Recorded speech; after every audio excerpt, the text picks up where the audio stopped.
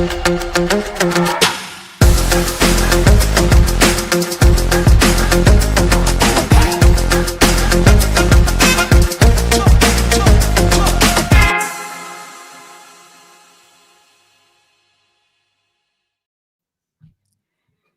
righty, everyone. Welcome back to day 2 of DudaCon 2025. Today, we're diving into the theme of shaping your impact. Yesterday, we kicked things off strong with some truly future-focused conversations. We tackled some of the big questions that everybody's thinking about, whether SEO is dead, how AI is reshaping content deliverability, and how to actually make analytics useful inside of AI. We also got to see some really cool features that the Duda team is working on to make the site build process faster so your agency can make more profit. Today, our first session, we are talking about turning today's challenges into future opportunities. Whether it's in-house shrinking budgets, buyer behaviors that seem to be shifting overnight, the pressure is real to deliver. There's a ton of competition out there. I'm happy to be with a few of our guests today. We have Lisa from Ecte, Corey Quinn from Agency Growth Advisor, and Nate Friedman from Tech Pro Marketing. These are people that you really, really want to listen to. Corey Quinn, I have been a personal client of his, and he has transformed the way my agency does things. Nate Friedman is verticalized and working with MSPs, and he manages hundreds of different campaigns for different clients. And Lisa successfully sold her agency to Omnicom, a global advertising agency, at a successful exit. So these are definitely people that you're going to want to pay attention to if you're interested in making more money in your agency. So I want to start off by seeing where everybody is from on the second day of DudaCon. Drop in the chat where you're tuning in from. And while you guys are doing that, let's get started with our introductions. So Lisa, go ahead and tell us a little about yourself. Hi, everyone. I am Lisa Polska. I ran the SEO agency Verve Search for 15 years before I sold it to Omnicom Media Group in 2017. I now run Activision, which is a mentoring and advisory agency or consultancy, helping agency scale, grow, and exit. Excellent. My name's Nate Friedman. I run a company called Tech Pro Marketing. We're a remote agency, and I am based out of Rhode Island. I shifted into the MSP space and verticalized about 8 years ago. And over that time, I've been on this process of where when you first started, we were kind of running discovery, learning all the problems with each individual business and the ideal customer profile. And as we've gained more knowledge with our ideal customer, we're able to skip some of those steps. And now we're at the point where we've got a system that we can plug our clients into, onboard 5, 6, 7, 8. Our goal is 10 clients a week coming up at the end of this year. Wow. Corey? What's up, everybody? Super excited to be here. My name's Corey Quinn, and I've been in the agency space for 20 years. It's like crazy that I could say that. My most recent in-house role was as the chief marketing officer of a digital agency called Scorpion. We'll talk a little bit more about that during our time here together. I am also the author of a book called Anyone, Not Everyone. It is a 5-step framework for escaping founder-led sales, specifically for agencies. All right, perfect. So everybody is telling us where they're coming in from. Corey, tell us where you're coming in from. Lisa, too. Nate already told us he's from Rhode Island. I'm in Los Angeles. I am in northern Norway right now. All right, awesome. And I'm in Connecticut. So that's great. Now we've got the geography checked off. Corey's going to be presenting today some really critical information that every agency should be thinking about. So Corey, whenever you're ready, feel free to share your presentation and let's get it going. All right. Thanks, Ron. Appreciate you. All right, let's get started. So quick temperature check in the room. How we all feeling? Specifically, compared to 3 years ago, kind of the pandemic boom times, how hard does an agency feel today? Like, what's the agency life like today? If you are closer to a 1, you're like on easy street. Clients are chasing you, ads are converting, or maybe you're closer to a 9 where leads are dry, clients are picky, and the margins are tight. So I'm curious, in the chat right now, where are you in this sort of range, this range from 1 easy street to 9 super spicy? Where are folks today Go ahead and just drop that into the chat. Okay. Hans is about a 3. Love that. Ginny, about a 7 to 9. Awesome. We got Lisa is about a 9. Ruan's about a 3. So that's good. We got some 3s, got some low numbers here. I love this. So I speak with a lot of agencies on a week-to-week basis, and I hear a lot of folks who are in the 6 to 9 range. And if that is you, you are not alone. A lot of them are saying that things are hard and they're getting harder. And today I want to reframe that, because all this pressure that you're feeling, it's not really a problem. It's more of a signal. It's a filter. It's a path forward for you. And all the agencies who are able to rise through some of the challenges that we'll talk about today will be the ones not who have the best tactics, but they'll be the ones who actually evolve their business and respond to the pressures that are happening today. So specifically, and what I'm going to talk about today and inspire you all to think about is those agencies who move from execution focused to trusted advisory are going to position themselves for the future. So what I want to do is I want to share a quick story about Scorpion. I mentioned I was the chief marketing officer at Scorpion. I joined in 2015, and at the time, the agency was doing about $20 million, which is awesome, right? It's a success by any stretch, but we were able to grow the business from 20 million to 200 million. We grew the client base from 1,000 clients to 14,000 clients. And we grew the company size from 100 people to 1,000 employees. And we grew the sales force from 6 people to 60.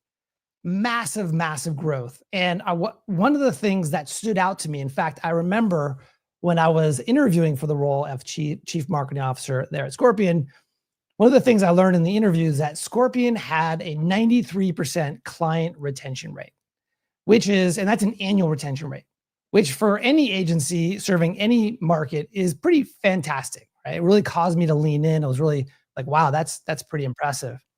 But it's especially impressive when you think about the fact that Scorpion served small local businesses, right? And so what I learned when I accepted the offer to join Scorpion was that the thing that made Scorpion so powerful back then and all the way through to today is an intense focus on clients, right? There was a high level of client intimacy. It was literally the center of everything that we did. Our clients would tell us like, gosh, we feel like we're your only client. And that our ability to make our clients feel that way and demonstrate that even at scale was really powerful. Fast forward to 2020, a couple of years ago, we raised $100 million from private equity. And the thesis for that money was, let's go out and build a bunch of software, right? The challenge with that, and the thing that caused us to struggle, was that the focus of Scorpion was no longer on client intimacy. The center of the bullseye, the thing we were building for, was efficiency.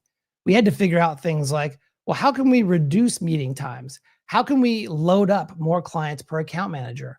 How can we use software to streamline everything? And all of a sudden, efficiency overshadowed this client intimacy, this thing that made us so special. And as a result, we lost clients. We lost employees. And the big challenge for us, the thing we learned is that we had optimized our clients out of the equation, right? We became over-obsessed with efficiency and lost our sight. And the thing that stuck with me was that the thing that is not replaceable, the thing that an agency like Scorpion or anyone here on the call can really leverage into the future, is the thing that cannot be automated, cannot be streamlined, which is becoming a trusted advisor, providing insight with care, not output. And so I want to share 3 threats that a lot of agencies are telling me that they're struggling with. I do a lot of research. I talk to a lot of people. And the first struggle is in-housing. This is where clients are hiring internal teams, maybe a single person, maybe an entire team, and they're using AI tools and they're saying, we're good, we're going to take it from here. But here's the thing. In-housing isn't your problem in those situations. It's staying in execution mode.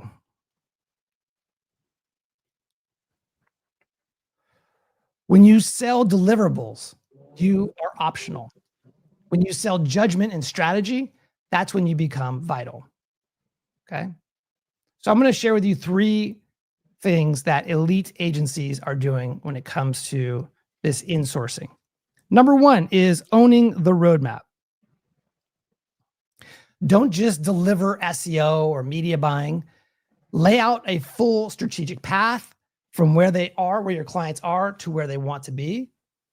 I worked with an agency that started selling marketing blueprints, right? And not just deliverables, right? So they had a marketing blueprint. And as a result of that, it transformed, number 1, client retention. And number 2, it made upsells natural because it was a natural part of the evolution. Number 2 is guiding internal teams. I was just talking to a founder of an agency the other day who had built this amazing AI that does this SEO analysis of their clients' websites compared to competitors in their space. He serves the law firm, the legal industry, specifically law firms that have an internal team. And what this amazing AI software does is that it helps, it provides an amazing strategy, leveraging AI and SEO and all these great things. And then they bring that strategy into their clients that have the teams to execute. And it gives them, that internal team, a lot more value. It allows them to be a force multiplier with not Jason Hans, the different agency, allows that internal team to be force multipliers and not threats to the agency. And the third one is you want to become the external brain for the marketing leadership.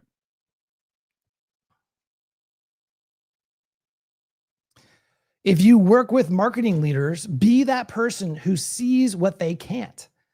Offer benchmarks, frameworks, decision support. You want to think of yourself as a fractional CMO who can provide guidance and support from the outside. Okay. Let's talk about the next potential challenge. I know we're talking a lot about AI today. And I want us all to ask ourselves, is it really a threat? And I would say yes, if you're selling blogs and ad copy or tasks like the hands work. But if you're selling thinking and clarity and judgment, it's a different story. Because AI can replace writers. It cannot replace wisdom. Right? So here's what some agencies are doing as it relates to AI that I think is really smart. Number 1 is they're leveraging AI to speed up onboarding. Helping a client who signs a contract to come on board, providing quick, amazing value very, very quickly using AI, right? Almost immediate value by using these tools, as well as delivering strategy, as well as strategy delivery. Leveraging AI to provide better strategy, more in-depth strategy, more informed strategy. That's number 1. Number 2 is build tools that make your clients smarter. I'm going to share with you an example of someone who's doing just that here in a second. The third one is you want to free yourself to deliver more insight, not more deliverables. Here's what I mean. When you leverage AI to do a lot of the task-based work, that frees you and your resources up, provides profit. That profit should be investing in spending more time with your clients, helping them to provide more in-depth strategies. Let me give you an example. A friend of mine, Stuart, he runs an agency called Healthcare Success. And what he was doing for his medical clients was lead gen. They would hire him to generate more leads, do PPC, SEO, websites, and so on and so forth.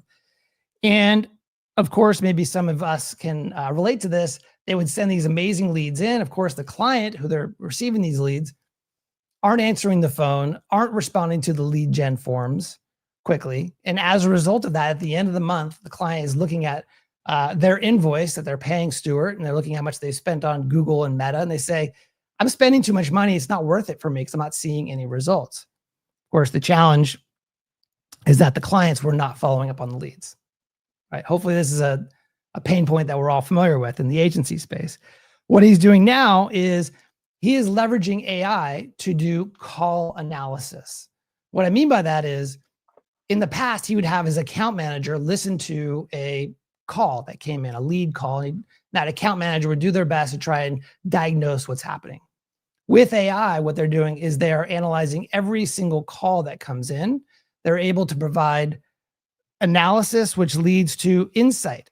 All of a sudden, the conversation isn't just about, hey, we sent you a lot of leads. It's, hey, we noticed that when your intake specialist is answering the phone, they're kind of rude, or they are not answering the phone when it rings, right? Or they're not responding to voicemails, right? You can have a much more informed discussion out of lead gen into more about where the real bottleneck is in the business. And as a result of that insight, they're able to grow retention because they're adding more strategic value, right?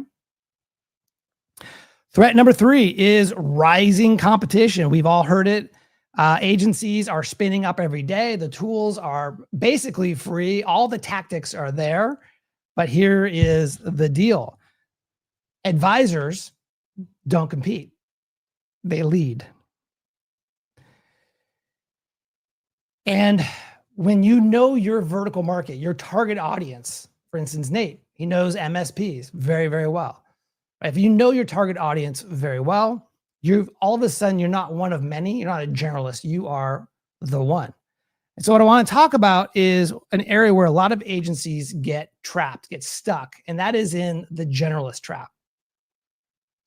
Okay, it starts at the top.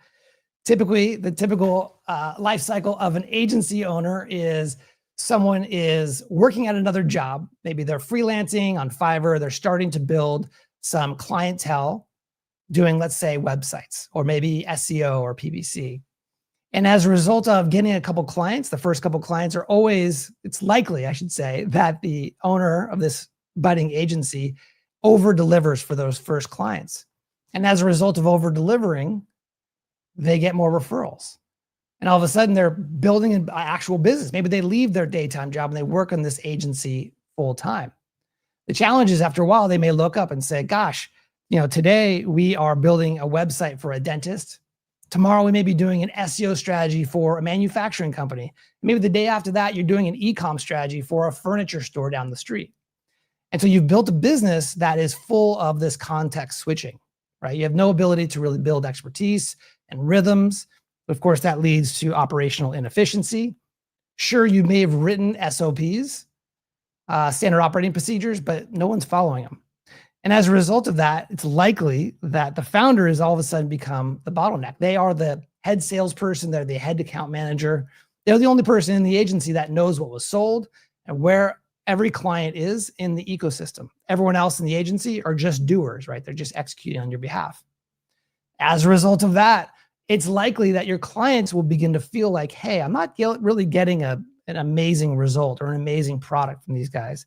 I kind of feel like this is a commodity. Right? They feel like they can get the same thing or better from somewhere else for cheaper. Right? That's what happens with commodities. And of course, when you're commoditized, that's when clients leave. And when clients leave, the resulting is you got to chase revenue. You got to pay yourself. You got to pay your team. Maybe you have rent. Maybe you have a mortgage, right? So when your clients are leaving, you actually have to go out and chase revenue. When you do that, you're in a position where you have to say yes to everybody.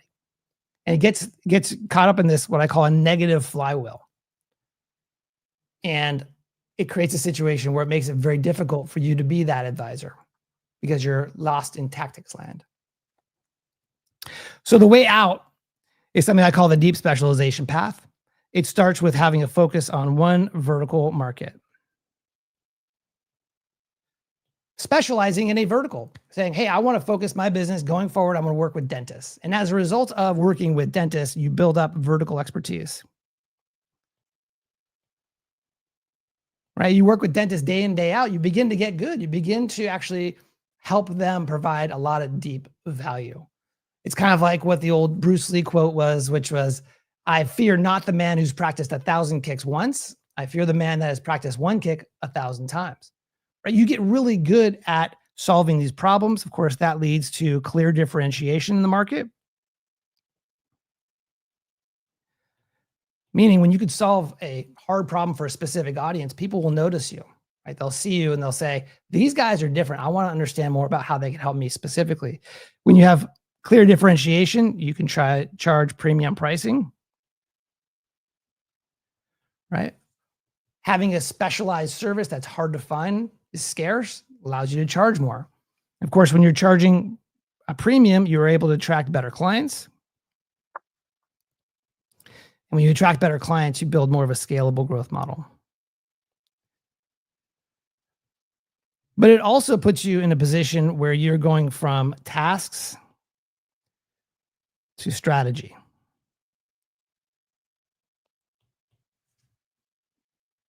Is that clear? Okay. So in closing, my invitation to everyone here is, number one, focus on selling insights, not deliverables. Focus on specializing, not being a generalist, and be an advisor and not a vendor, because the truth is these pressures are real, but the pressures are not the problem. The pressure is the path. Thanks, everybody. Wow. Thanks, Corey. Very insightful presentation there. Corey, can you just I'm sorry, can you just share your screen one more time and go back to the generalist trap that you were there? I want to keep that up for just a second. I want to know from the audience, how many of you are actually verticalized, meaning you're only working with one category of business types, and how many of you are generalized, meaning you will work with several industries? And then I have a bunch of questions for Nate and a bunch of questions for Lisa and a bunch of questions for you, Corey, because I think this is such an important topic here. My first question that I have is, the first thing that came up to my head when you were talking about this is, what would you recommend to somebody who has an agency right now, they have clients, but they don't know which vertical to pick? That's a common thing that I've heard and I've actually gone through. And so what would be your advice for that? So they know they need to verticalize, but they don't know what agency, what type of business to pick. So it's a great question. And my general advice is for an agency who's just starting out, maybe they don't have a lot of clients today, is to actually build kind of this generalist agency. And here's why, is because it gives you an opportunity to get a lot of data from the market. You begin to work with clients and see which clients you like working with, which ones are seeing results, which ones stay with you, which ones you're able to be profitable with. And as a result of that experience, it gives you a lot of data to be able to make an informed decision on where to focus. Understood. Now I want to pull up a comment really quick that Chad Ever just said. He said he's general with a dedicated team that is specialized. Corey, can you really quickly just educate us on the differences between having a specialized deliverables team versus a specialized verticalized team? It was Chad Ever that said it. All right. So real quick. So you can specialize in who you serve and then what you do. So you could say, I do SEO for everybody. You'd be down here, right? The what you do, very, very specialized. Or maybe it's TikTok videos, I'm not sure. Or you could say, I only work with dentists, right? And I kind of do everything. So this would be, this would be everything down here. Everything and everyone in this corner. So you can either specialize in either way. And if you want to have very sharp positioning, maybe you just do SEO for dentists. Right? That may strategically make sense for who you are and what you want to build. And so when folks say, hey, I am specialized, it may mean, depends on what they mean, right? So it may mean that they're super specialized from an SEO perspective. They have the world's best SEO engineers, but they'll service anyone. Or maybe it may be that they only work with dentists and they have a sort of more of a generalist approach to what they do, or maybe a blend of the two. Now, Matt S. said he's both general and verticalized in the beauty industry, but slowly moving to not be a generalist. My question to you, Corey, is for somebody who already has accounts as a generalist, how do they communicate? How do they communicate to their clients and to their internal agency about the transition to the verticalization? It's such a good question. Oh, there's the book. And the answer is that it's likely that your current clients won't care that you have updated the website and that you're going to the dental conferences. It's likely that as long as you continue to provide the value that you've been providing to them since day one, the reason why they love you and why they stay with you is because you have a relationship with them. As long as you continue to invest in that relationship, they don't care if you sell widgets. They're just looking to make sure that they're benefiting from the relationship. So there isn't this thing where you're going to lose all of your clients by focusing in on a vertical market, as long as, of course, as you communicate that clearly and you make sure the relationships stay open. That's a great point. And that's the fear that I think a lot of generalist agencies have, is how are they going to communicate that when you're right, the customer just wants the result, really. And Matt did say I don't like saying fired, but he resigned some accounts in the transition. And that's a really great way to do it. So my next question is actually to Lisa, because the agency that she ran before, Lisa, tell us a little bit about the agency that you ran before prior to your sale. And was that a generalist agency? Yes. So I ran Verve Search, which was a specialist SEO agency. And I started off, so when I founded Verve in 2009, I started off as SEO, paid search, social media, analytics. And then I very quickly specialized just in SEO. And then I further specialized about 2015. I further specialized within, I called it outreach. In fact, I came up with a new term for it, but basically link building. So the link side of SEO. Now, I don't necessarily agree with specializing in verticals or a specific type of clients. I think it might be different in the US, but in the UK, they certainly don't like you having clients that are the competition. And this is how those big networks like Omnicom that ended up buying Verve, how those big networks ends up with loads of different agencies within, because they will have competing clients in big brand companies within a vertical. But that's not to say that it can't be done. It's just the bigger the brands, the more opposing. Like Verve Search had Go Compare, which is a comparison site, and they certainly wouldn't want us to work with another comparison site. But we very much specialize within SEO, and this is 100% the reason how we got to a sale. So getting to a sale was I think entirely that we specialized in the thing that people found the hardest, which was the link stuff. And instead of doing what everyone else did, we kind of reinvented that. While everyone else was drawing a cross, we draw a circle.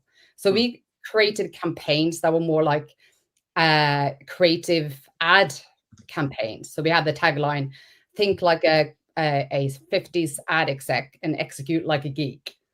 So they were like larger scale campaigns that then would get coverage everywhere. Like we had, CNN, or we had a poker client that got coverage in the New York Post and on TV on the Tonight Show.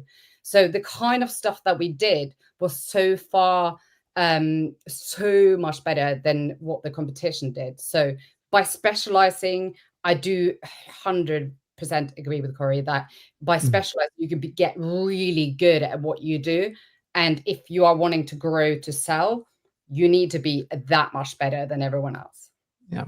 One of the reasons why generally, at least you can share with me whether or not this validates your experience, but one of the reasons why specialization is really powerful in the context of eventually selling is that an acquirer, whether it's private equity or a strategic buyer, they really want to have an agency that isn't founder dependent necessarily, right? They want to be able to buy the agency and know that within a year or two, the founder can leave and they still have a viable asset. And I think specialization helps with that. Yes, sure. Yeah. Now, Lisa, a couple questions for you. So I've read a ton of books about advertising agencies like Omnicom and Huge Inc. and companies like that. They do make the generalist approach work. But what you're saying is you specialized in a service. For the people that are interested in specializing in a service, not necessarily a vertical, what advice would you have for them there? Think differently. Like I think it was Rory Sutherland who used to work. He was like proper 50s ad exec, and I saw him speak at a conference when he said, "If everyone's drawing a cross, draw a circle." So if you're specializing, really think about what everyone is doing and how to do it differently. Look, it only took, so in 2015, that was 2 years before I sold, my profit and my profit margin was nowhere near ready to sell, but really drilling down and really like focusing on getting to the profit margin, improving profit margin, efficiency, the quality. Those are really the core things. And within 2 years, we sold. That's a great point. And so, speaking of selling, Nate, I have a question for you. I now know where I know you from, and it's because you did work with Ulistic, which one of my good friends own that. Did you guys? What's the relationship between you and Ulistic? So you're friends with Stuart. Yes. That's incredible. So I think this is an example of where verticalizing really helps. And for us, it was a situation where I also developed a friendship with Stuart over the years. And kind of one of the things is, I think one of my challenges, if you go back to the very beginning, one of my challenges right now is number 3, what Corey said, it's increased competition. And I think thanks to people like Corey, which are helping so many people out there, verticalized niches are getting a little bit more competitive and there are more people out there. I'm very happy to have jumped into verticalization a few years before everybody else. And Stuart and I were one of the few people out there who were posting content on LinkedIn, posting content on YouTube, webinars, podcasts about marketing for managed IT services providers, which is our niche. And we developed a mutual respect, being 2 people who are leaders in the space. And we both have kind of a, no BS attitude. We just kind of shoot people straight. And if you know him, he really shoots people straight. We developed a friendship. So for me, I was actually able to acquire his company about 3 years ago. And it wasn't thank you very much. And it actually, for my business, it about doubled our revenue, put us on the path to really grow into a decent sized agency. But it wasn't something where Stuart was looking for some amazing multiples. He wasn't going to private equity. That wasn't his, you know him as well. It wasn't his career goals in life. Very happy where he was at in life, but what he wanted was somebody who could take care of his clients. That was the most important thing for him. So for us, when Stuart was actually ready to kind of slow things down, move into a different part of his life, it was actually a natural transition for me to acquire his brand, acquire his clientele. And I would say it was 100% due to specialization and having the exact same specialization, being one of the only few people in the world who had that. I remember when that happened, and that's where the verticalization, I mean, you wouldn't have bought that agency if it had 50 different types of verticals, right? I mean, that's where that makes a lot of sense. It was like integrating all those clients in such a short period of time was one of the most challenging things. And literally we had the exact playbook. If I had to do that with 50 different niches, 50 different playbooks, it would have been impossible and would have been a disaster. Understood. That's a really good point. Now, Corey, I'm gonna shoot it back over to you because I think it's Guinea Heartline asked a very good question. And if there's ever going to be someone who answers this question correctly, it's Corey, because of his experience at Scorpion, where they would have 1 zip code but 7 clients in the same zip code. Yeah. And you'll see this a lot today. If you type in plumber, a town, you'll see that there's several Scorpion sites in a zip code. Guinea asks, it's a double-edged sword to not work for clients of similar businesses. What do you do when you're asked to provide examples to build their confidence as well as NDAs, etc.? So how do you generally take multiple clients in an existing area? Yeah. And so I'll answer it in 2 different ways. Number 1 is with a local, if you're serving local businesses, local service businesses, and that could be MSPs, it could be attorneys, it could be accountants, it could be plumbers, medical practices, so on and so forth. What they care about is whether or not you can solve their problem and who else you've solved it for that are like them. So you have to be able to demonstrate that you understand that you have experience in solving this problem.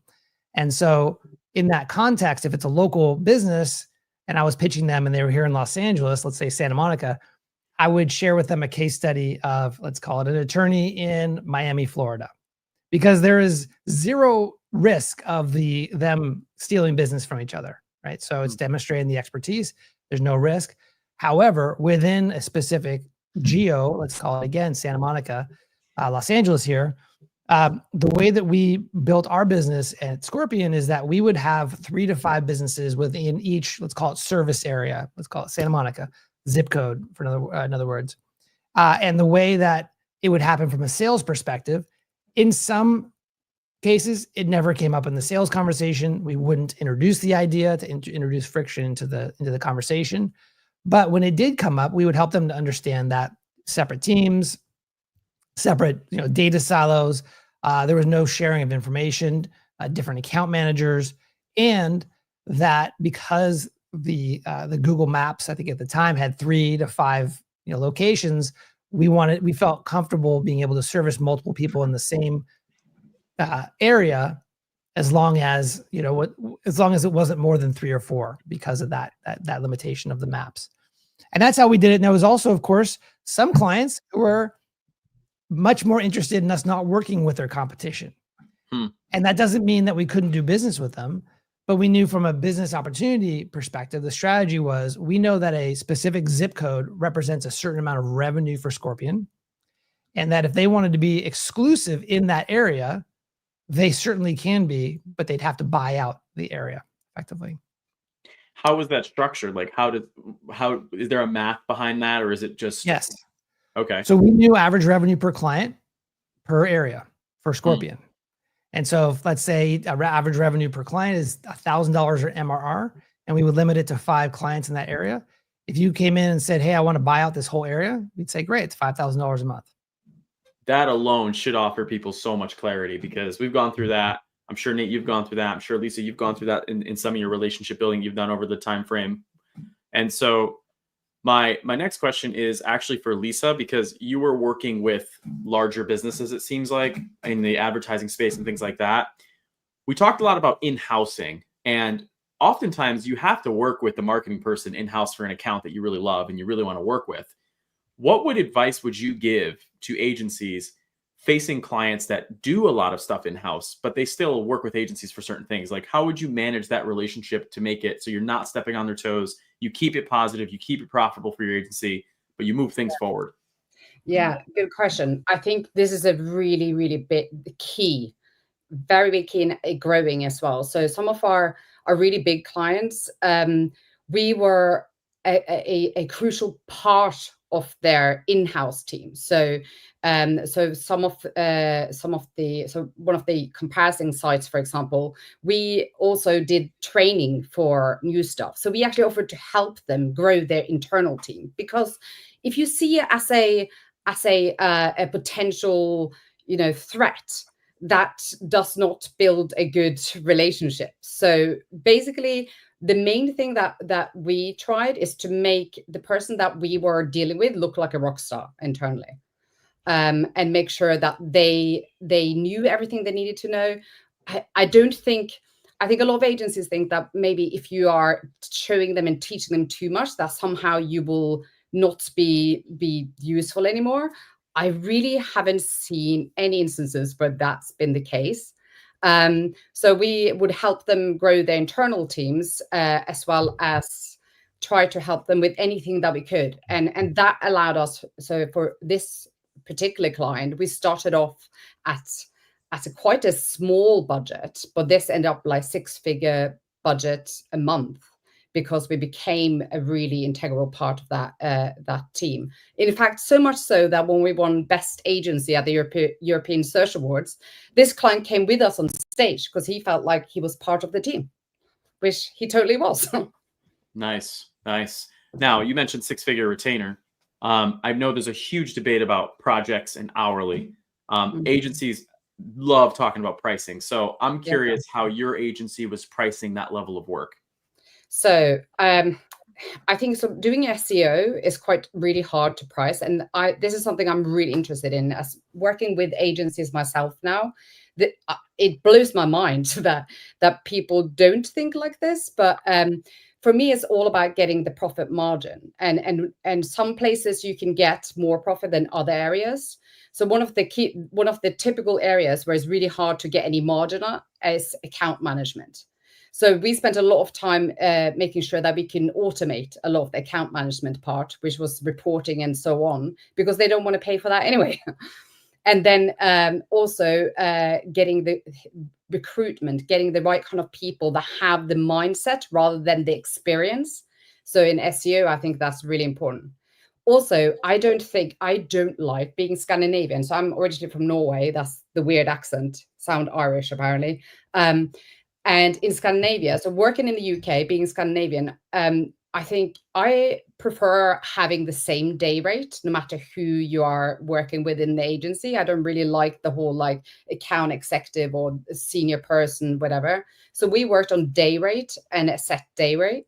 And that could increase, or, you know, bigger deals, you might get a reduction of that. And I think this is key. Like, using the day rate as part of the negotiation for longer contracts and so on is quite easy.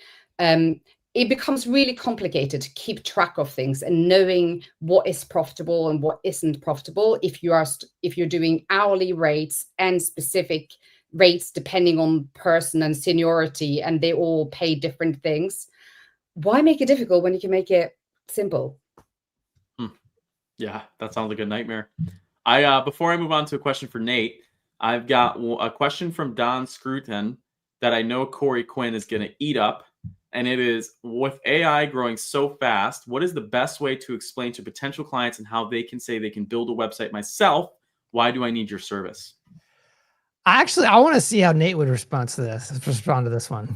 Yeah, so we've shifted our model completely to, we're focused on getting you leads. And, you know, it's like, you can build it yourself, sure. And even for us, I'll do a webinar where I'm like, this is exactly, if you want to generate leads from it, this is exactly where you're going to put this button. This is exactly the type of message you're going to put here. These are the type of images you need, and go ahead and do it with AI. And you know what? Like, I do see, like, I'm like, whoa, someone out there made my copycat website, but it's totally fine. But you know, it's like, we've seen some amazing entrepreneurs like blow up recently. And like Corey is one of them, where it's like, he gives the playbook in the book. You could read the book and get it, but Rowan, you're his client because he's amazing and you want to work there. So I think for me, I want to make it exciting. I want to make it where people just want to work with me. And that's the type of business that I want. So I'm completely not scared of it. And what I really know is the people that do go and do the free advice, those are the best clients who are eventually going to come in, because you can do it on it with AI by yourself. It's not going to be as good. I'm sorry. Like, you got to sharpen your sword or whatever 1,000 times. The first time you do it with AI, you'll do okay. The 100th time, like we're doing with AI, you'll do it a lot better. So that's a great point. Now, Nate, I have a question for you. So verticalizing is very hard. You know, if it was easy, everybody would do it correctly, but it's not. And so a lot of people end up with, like, the way Corey just said it, explained my entire life. And so why did you pick MSPs? Because when you verticalize, you have to do something very difficult. You have to make a decision. Yeah. And decisions are hard to make. So I'm very curious as to why you picked that vertical, and then what advice you'd have for people looking to pick a vertical. So I loved Corey's advice earlier on about start with the generalist agency. That was very reassuring to me, because I know some people just start verticalized, they nail it the first time. But for me, MSPs was actually my third niche. And I started as a generalist agency, tried a few different clients. I had one client that was doing really well with vending machines. I like reached out to every other vending company across the US. I was like, am I working with like the only vending company in America that has any budget? I kind of felt that way. So I moved on from there. After that, I started doing a specialized service, and I was doing Pardot implementations, which is a marketing automation tool involved with Salesforce. I thought this was a great idea. But for me, I think this is a great thing where it's like, I really loved what Lisa said, where she's like, yes, you got to go specialize. These top clients that have the big budgets, they don't want to have you compete with another brand in their space. for me, if I was like in a conversation with like some of the people that you're communicating with or we're communicating with on a regular basis, Lisa, I would just be so out of my element and they would see right through me. And that was what happened to me in the Pardot space. Like any company that has the budget to implement Salesforce, I'm not a corporate person. I am, I started this creating websites for my friends. I was just a computer guy. Eventually, with my generalist agency, I did have a client and he was doing like computer support stuff. And I was like, okay, tell me your business. I'm an MSP. I was like, oh. I was like, I'm write that down. I'll look that one up later. Found out what an MSP was without even knowing it. But the more I chatted with these people, the more I got to know them, I was like, oh, these are people who like worked at a computer repair shop in high school like I did. These are people who like made websites for their friends like I did. They're entrepreneurs like I am on a similar journey. And for me in my particular path, kind of not going through any type of mid-market jobs, never working for a corporate, only kind of working for scrappy small business. I don't even call it startups, small businesses. My whole career, these are the people that I really connected with. And it may take a few tries, and I love the idea of starting with the generalist agency. That's a path I took, but absolutely find the people where you don't have imposter syndrome and you're not an imposter and they know you and you get them and you guys are like on the same page about everything. So that's why I really liked Lisa's comment, because it's like, yes, like for you, like these are, I'm sure you have like some amazing background and all that stuff makes sense to you. For me, it's like, I don't know what's going on. And if you probably talk to a local IT support provider who's servicing their local area, managing networks, you'd be like, I don't really know like anything, you don't know what's going on there. So you got to you got to find your people. Corey, can I build on that? Yep. So I think, having done this for a bit, wrote a book about it, there's really three main steps to choosing a great vertical market. Number one is you have to look in go within your business, look at all the wisdom that exists, right? You want to look at your client lists, which clients generate the best revenue, the best retention, where are we getting referrals, right? You want to go deep into that. That's step number one. I'll jump to step number three. Step number three is you want to go and find out how big is the addressable market. MSPs, there's probably a lot of them. In fact, there are a lot of them. Large retail brands, much smaller market. So do you want to specialize in that? Is there a business case for that? The back of the napkin math I do is what is out of the total addressable market, total number of businesses in this vertical market that you could target. If we were able to close 3% market share, what type of revenue would that generate for our agency? And as a founder, if that makes you excited, that revenue at 3%, then it's an indication that it might be a good fit. Step number two is really important. This is what Nate is talking to. A lot of people skip this step because they make a decision based on a spreadsheet. They say, well, there's a lot of attorneys. It's a big market. They spend a lot. I'm going to go do that and sell my agency in 5 years. Of course, within 6 months to a year, they end up switching or they pivot because attorneys are hard.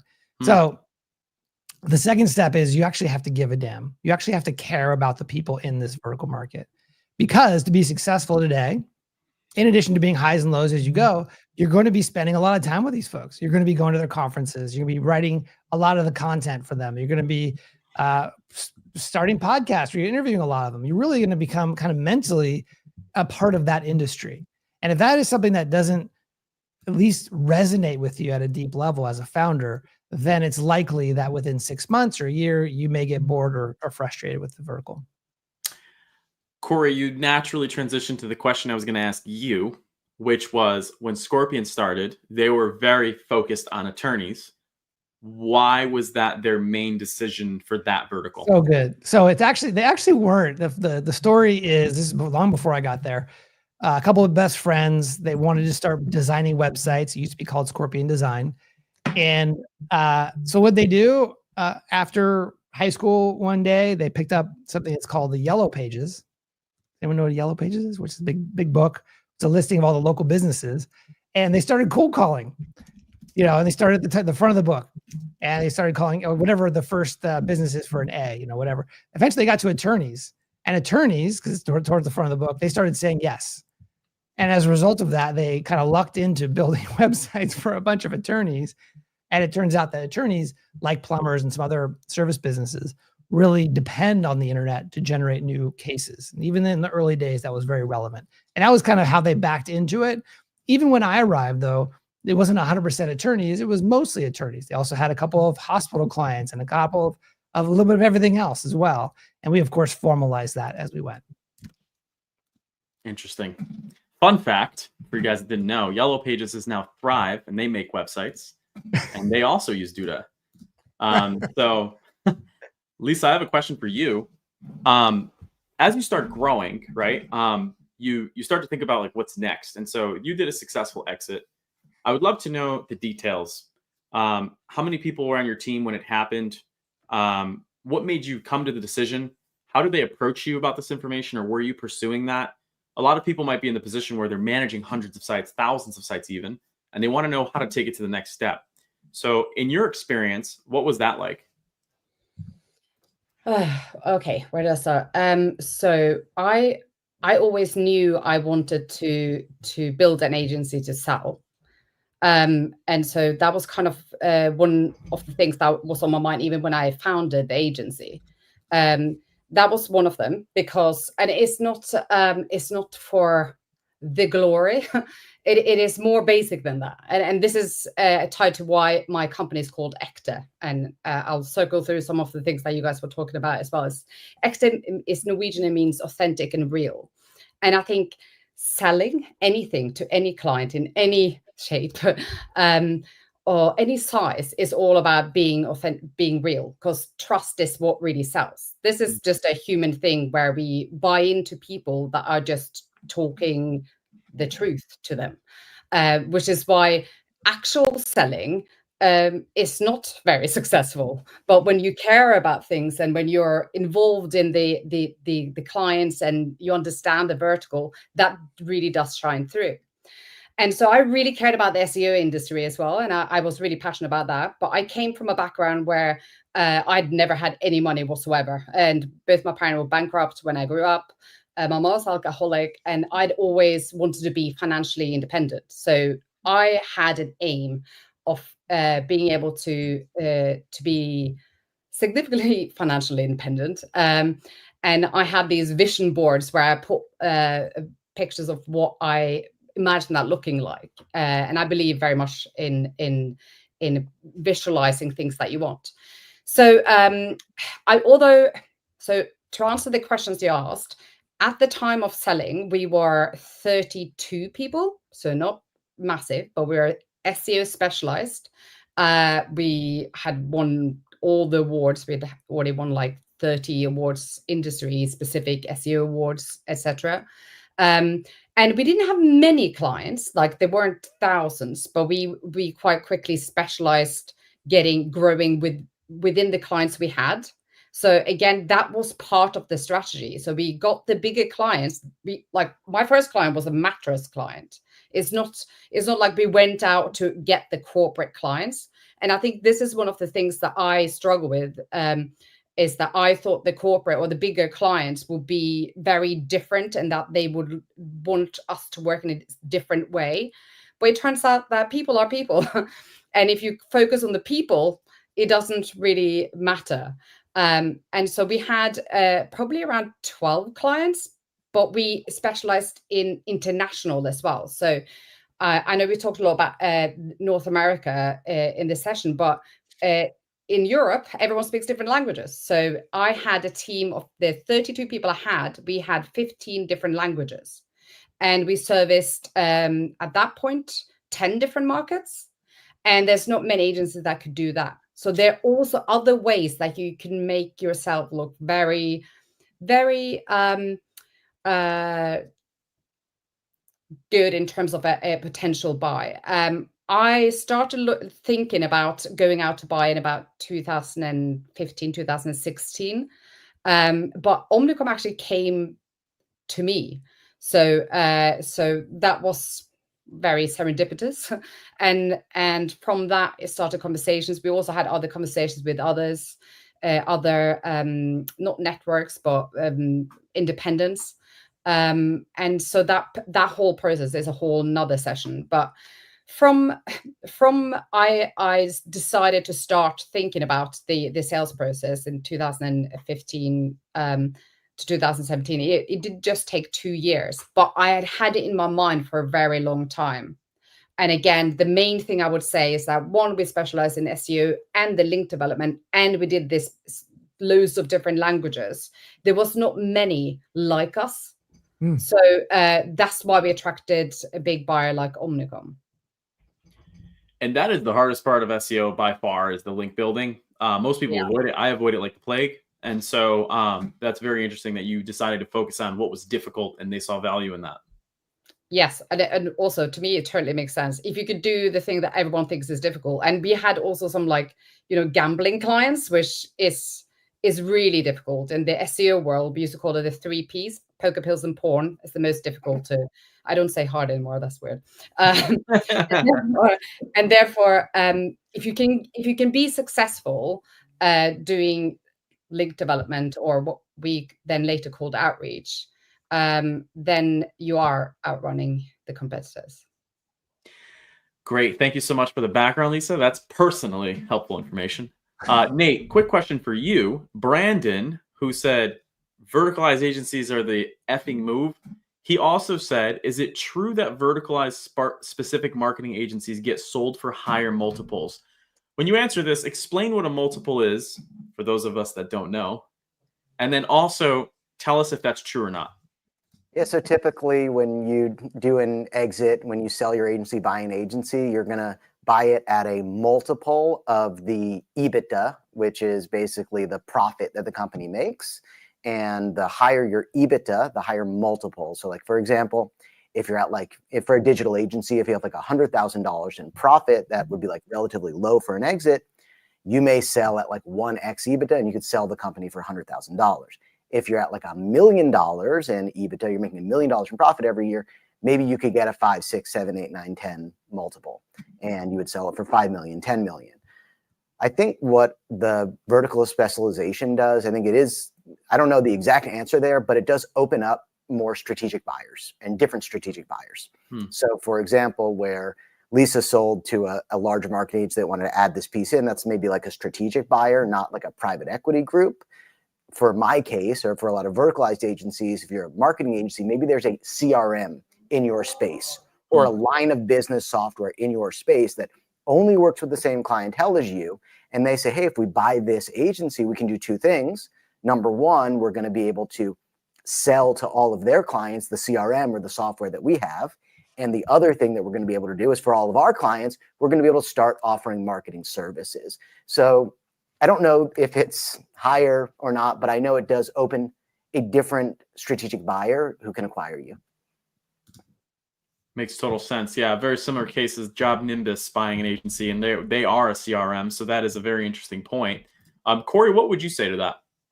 Yeah, I would build off what Nate is saying. I think as an acquirer, if we put on sort of their shoes, we're looking to buy an asset that is cash flowing, is generating a great return, that has low risk. And typically what you see in vertically specialized agencies is a higher client retention rate, better margins, less dependency on expensive outbound, right? And so as a result of that, the asset is de-risked relative to maybe more of a generalist agency that is dependent on the founder to do the rainmaking, where it's less of a process-driven agency. All right, thank you guys. We've got about a minute left, so I'm going to do rapid fire Q&A. So when I put up a comment on the actual board, just give me a really quick response. So Ron Rose, this one's for Nate, asks, is a new MSP specializing in dentistry, attending a dental management program. Any tips on landing their first clients from the 250 owners there? Use a tool called the Cyber Score. Check out a company called Iceberg Cyber. It is definitely the #1 in-person lead gen tool for MSPs. That was a great answer. That's awesome. Yeah, great answer. Haas asked, Corey, with so many MSPs out there and the differentiation variables you mentioned, does the lead gen method change? For acquiring MSP clients, I'm assuming that's the question. Yeah. Does that sound right? As clients, I guess I would ask that to be Nate. I mean, that's his job, right? I think I'm trying to differentiation spread is the wealth, Corey. I'm trying to spread the wealth here. So He's the guy. Go ahead. It's Nate. one of many business strategies. I think MSPs focus too deeply into differentiation being the only business strategy. I think there's also, you can do price, you can be the best, and I don't know all the business strategies out there, but I would not solely look at that for business strategy. All right, guys. Corey, Lisa, and Nate, thank you so much for your time. I really appreciate you guys. A lot of knowledge here. And everyone stick around. We're talking productivity systems that actually work coming up.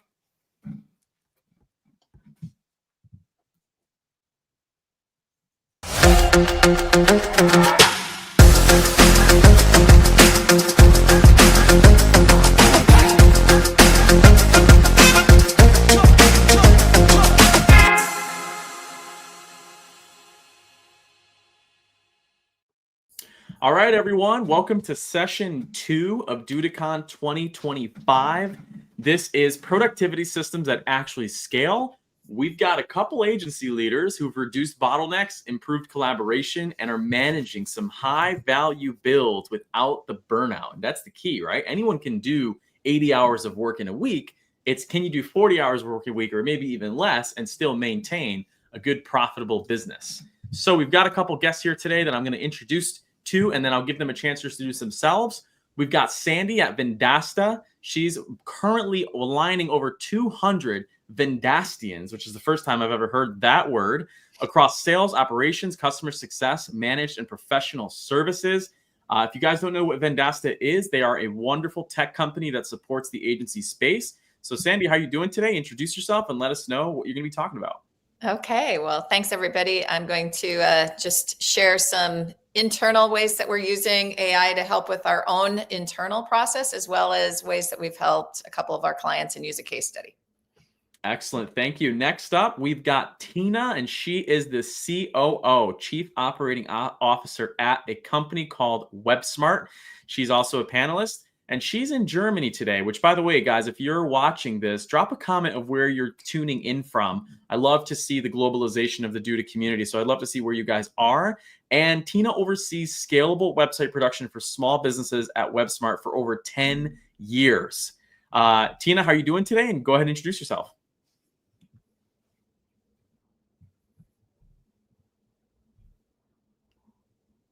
Tina, I'm going to come back to you. Alex, we're going to go to you.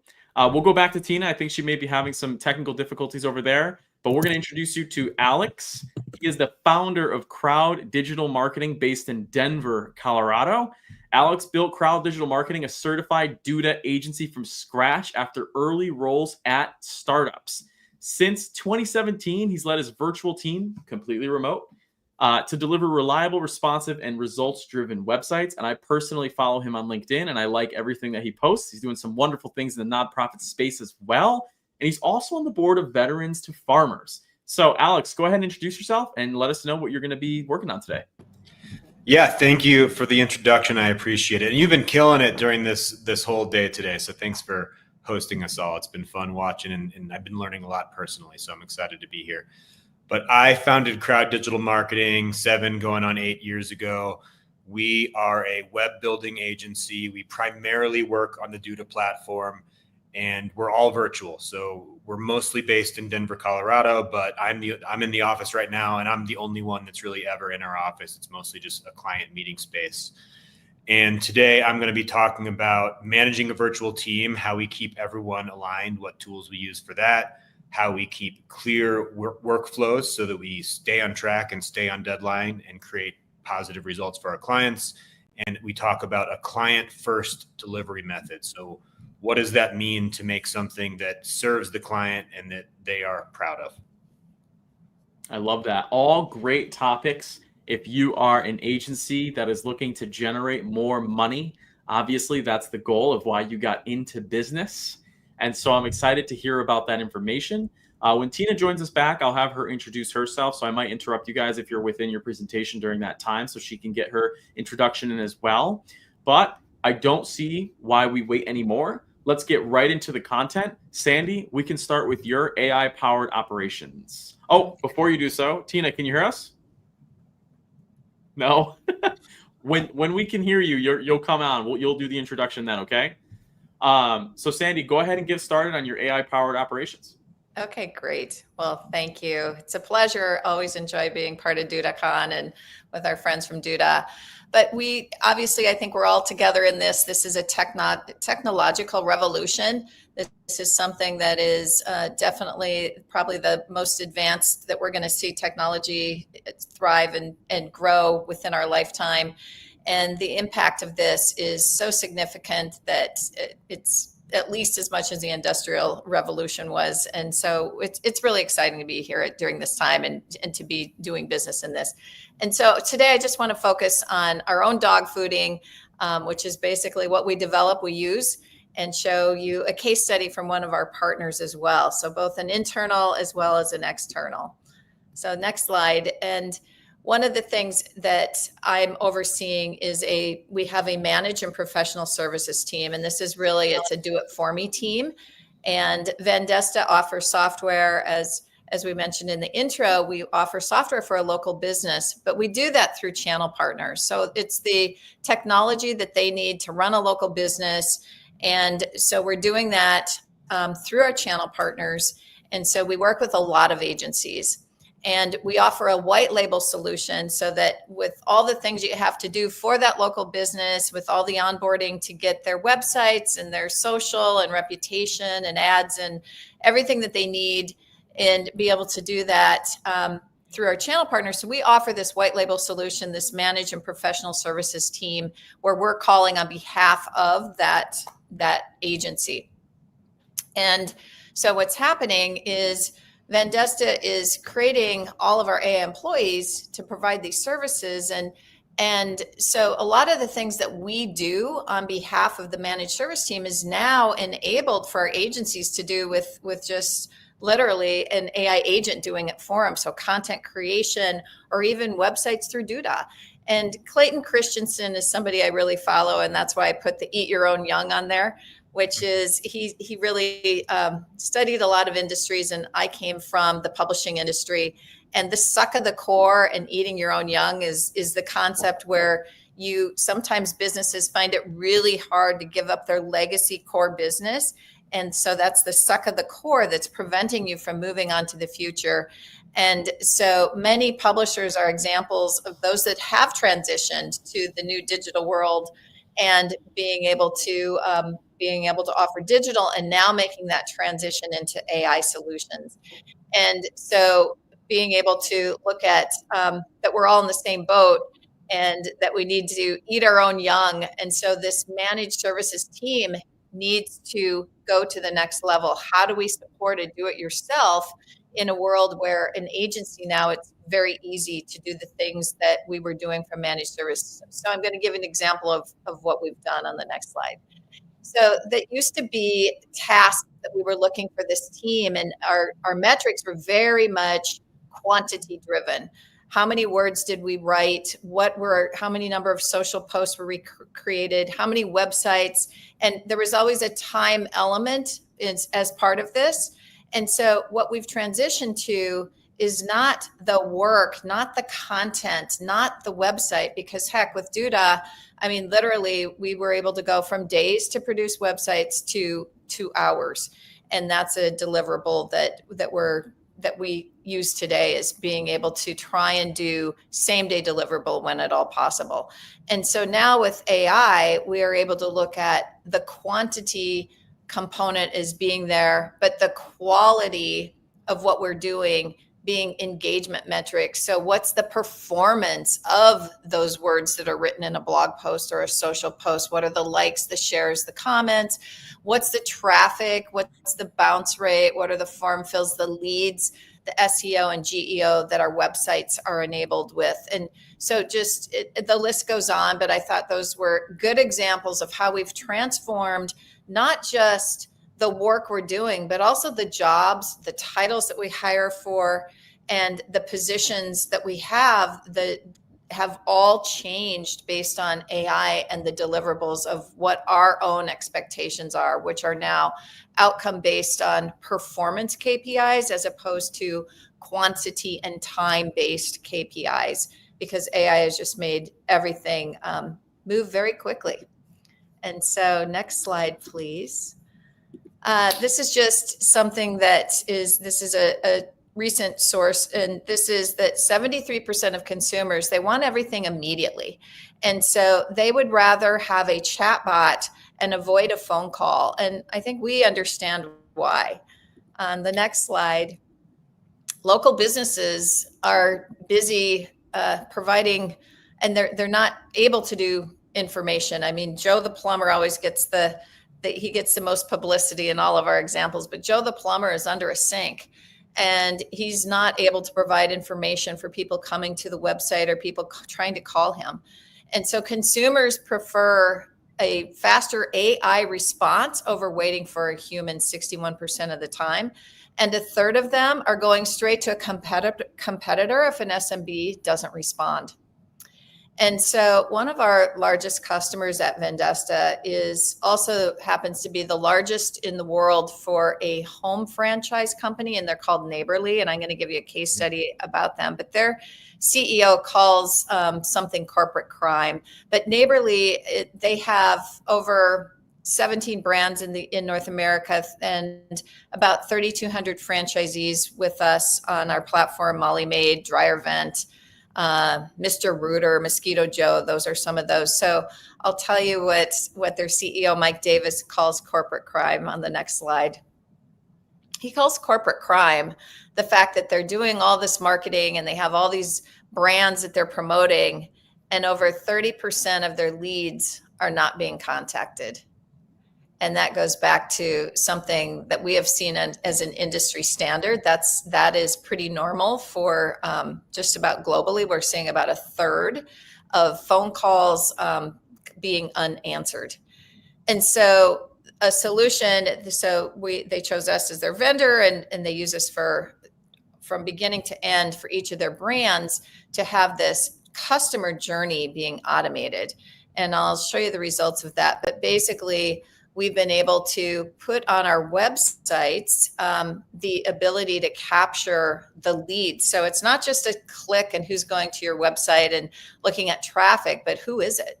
And so the AI lead capture, and careful not to call it a web chat because it's way beyond that, has been a tremendous boost to what they're seeing as results. And so the last slide I'm just sharing with permission is the number of unique conversations that we've seen. And this has been deployed since sometime in Q1. So we've got over 36,000 conversations.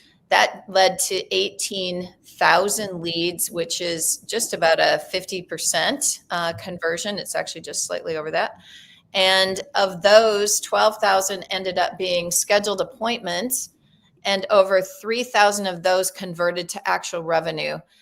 So that's 19% of all leads converted to a sale. And that was done, and if you look at year over year, that's 372% increase in the number of leads converted to revenue compared to what they were seeing before all the automations that we put in. An example that I'll use is Molly Maid, which is their cleaning service company. Many of you might have used them before.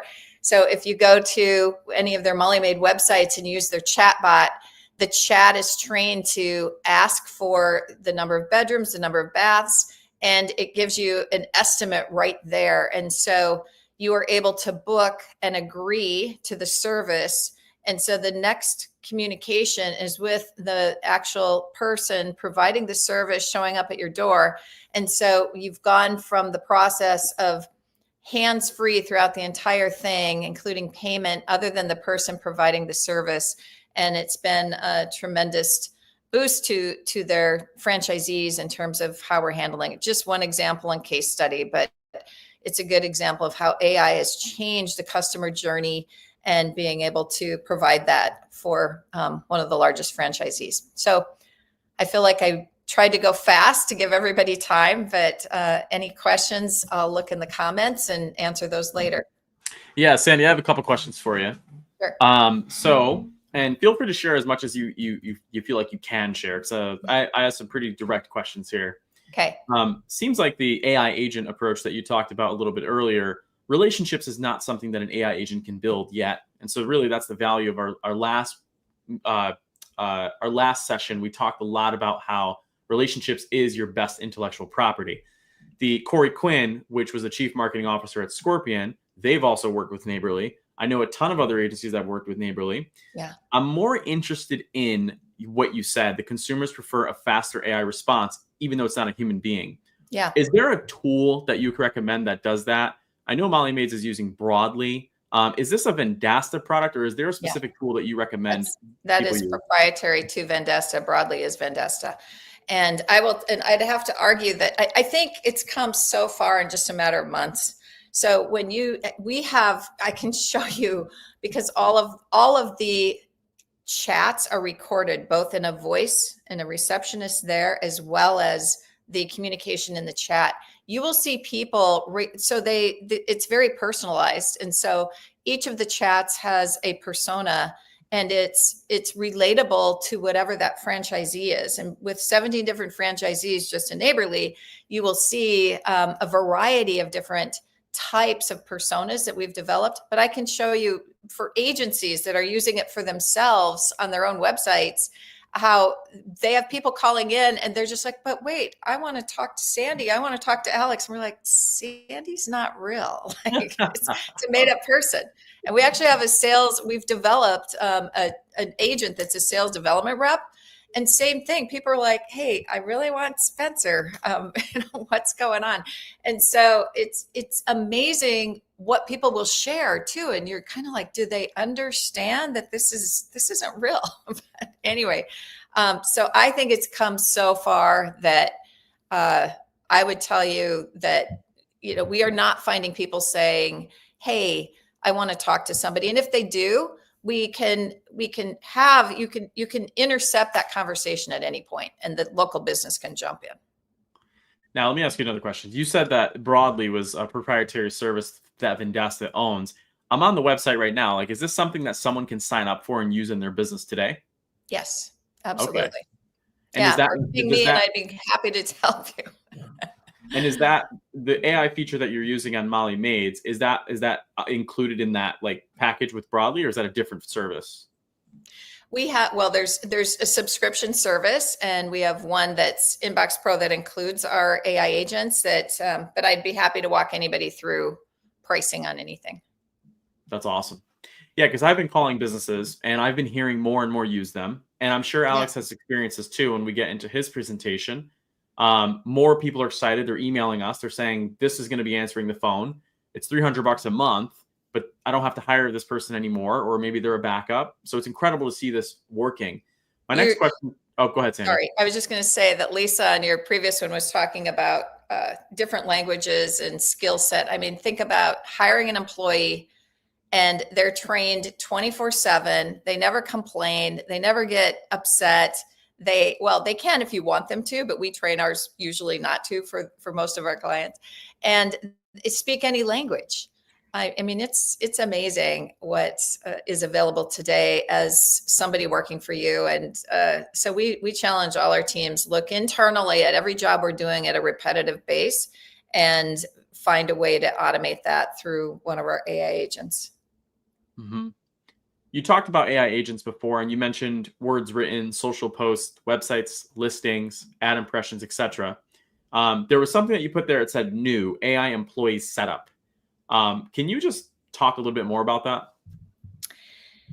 Yeah. So part of our managed services team will go in and not only set up your AI agent for you, but also link that so it's automatically linked to our CRM, which is a proprietary CRM. But if you had a different CRM or you have a different calendar system than ours, and a lot of franchisees or verticals have specific calendar booking systems that they want to use.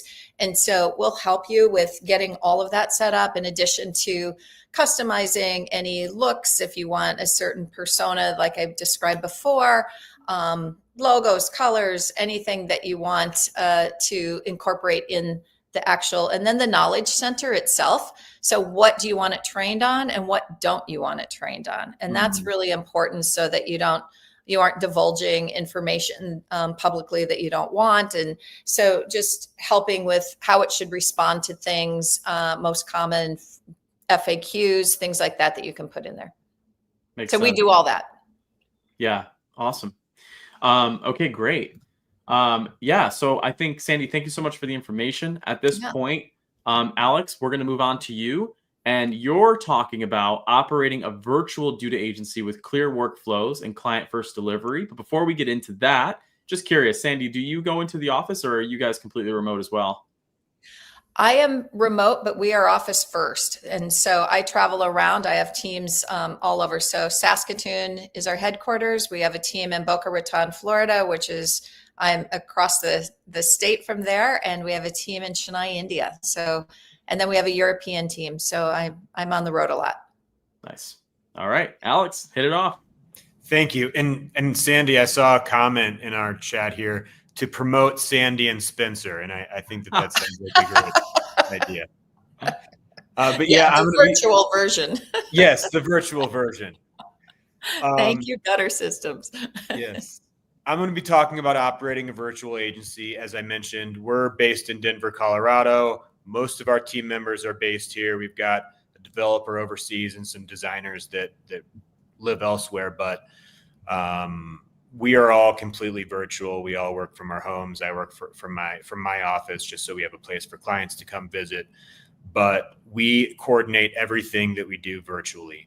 And today I'm going to talk about how we do that. We manage a little bit over 160 active websites. We also do digital marketing, digital advertising, that kind of thing as well. But our bread and butter really is web design, website production, and website management, thinking from a recurring revenue basis, which is really important for us. And we're going to go over virtual team, how that works, how we're structured, how we have clear workflows, especially when we're not all together in an office. And we're going to talk again about that client first delivery. So what does it mean to deliver a product that is client first? Again, fully remote, fully virtual agency, though we're headquartered in Denver.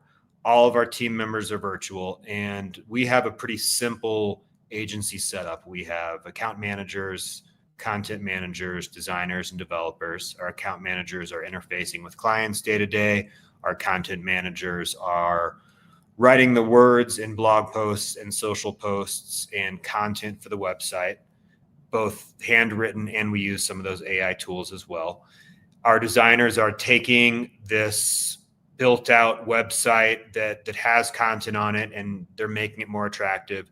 And our developers are creating content that custom widgets and custom developments, features and functionality beyond what is out of the box on Duda.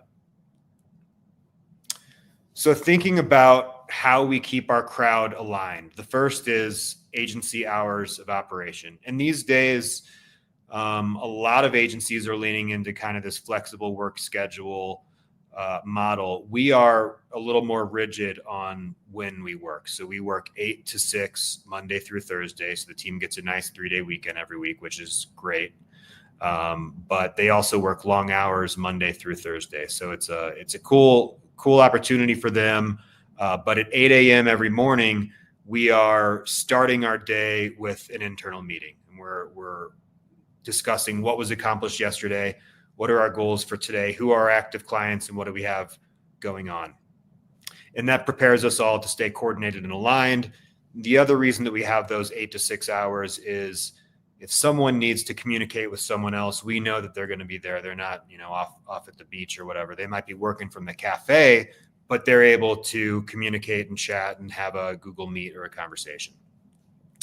All of the work that we do starts with the briefing process. And though this happens with the client, it's really important in keeping all of our team members aligned in the work that we're doing. And in the next slide, I'll go a little bit more into our briefing process and how that goes. But the goal of this is to come up with all of our objectives, understand where our content is coming from, whether it's client written, AI written by our team, and what are the goals, whether it's a website or a digital marketing campaign, what are the goals and objectives and the results that we're hoping to get from this project.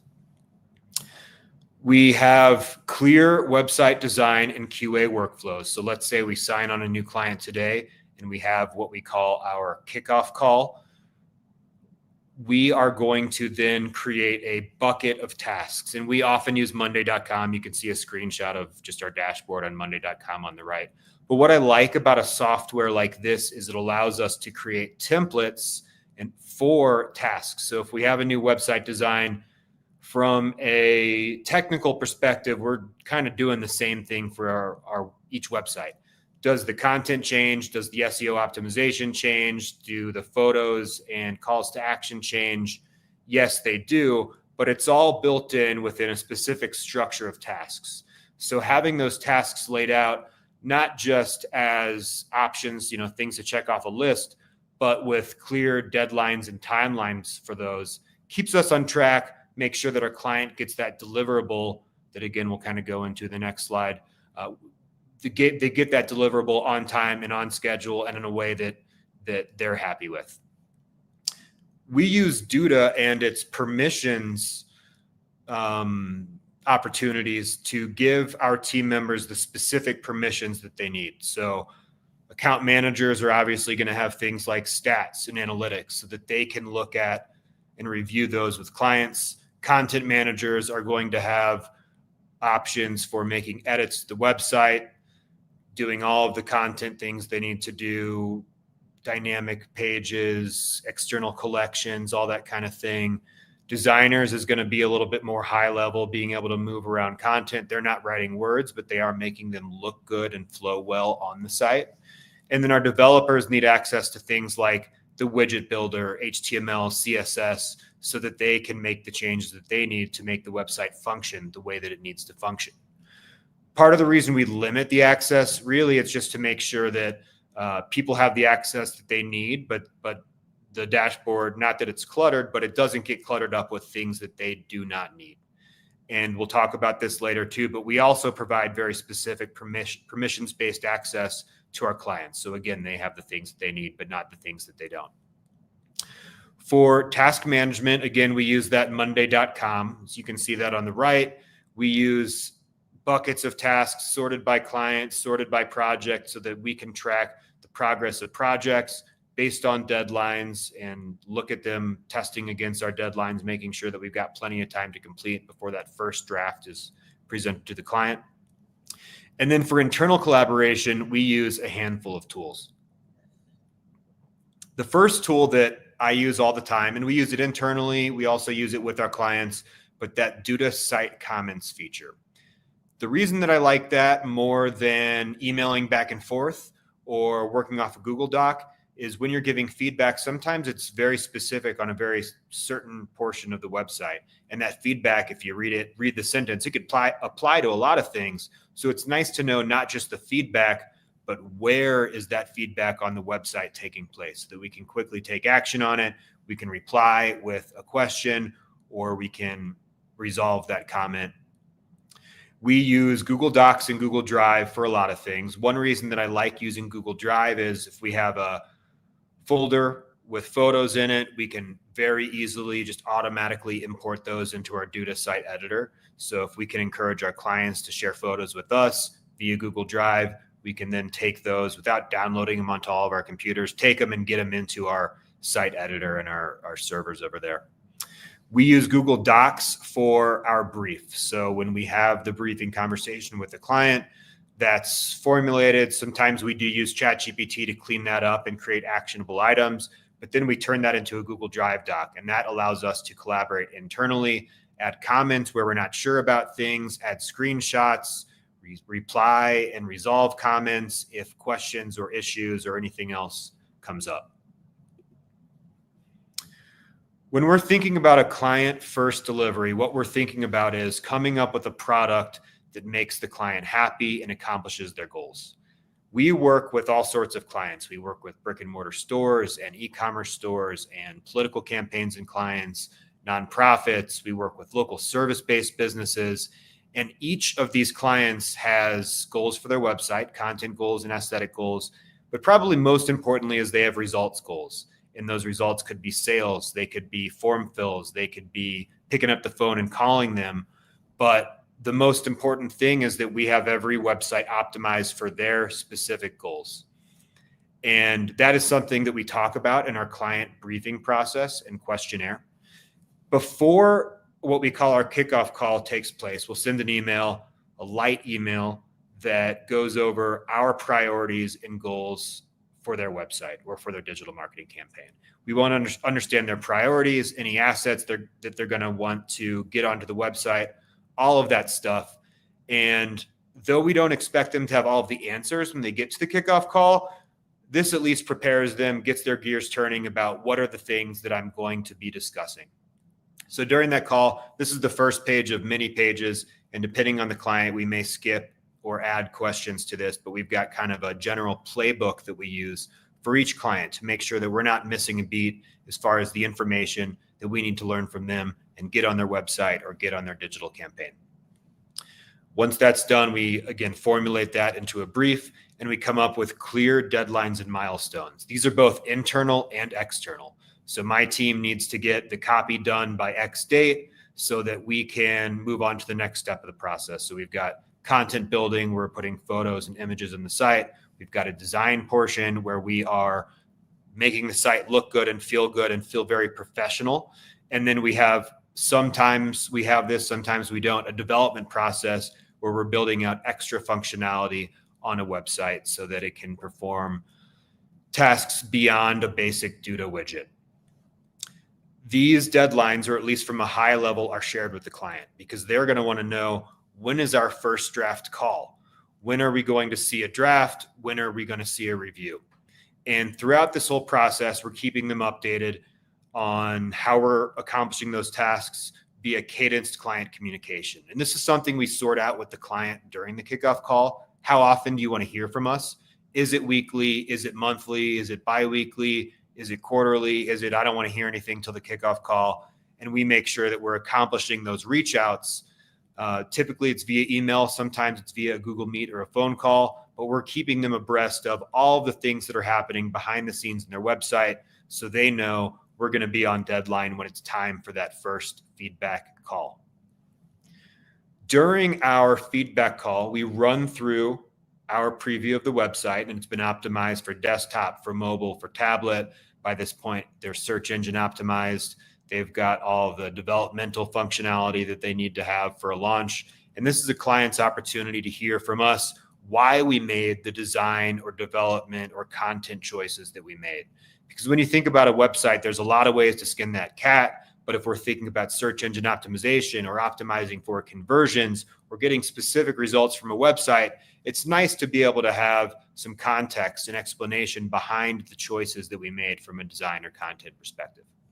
So we review those and present that information, those ideas to the client. We give them an opportunity to give us some feedback. And typically there's some feedback in that call, but then we also create a specific client feedback deadline.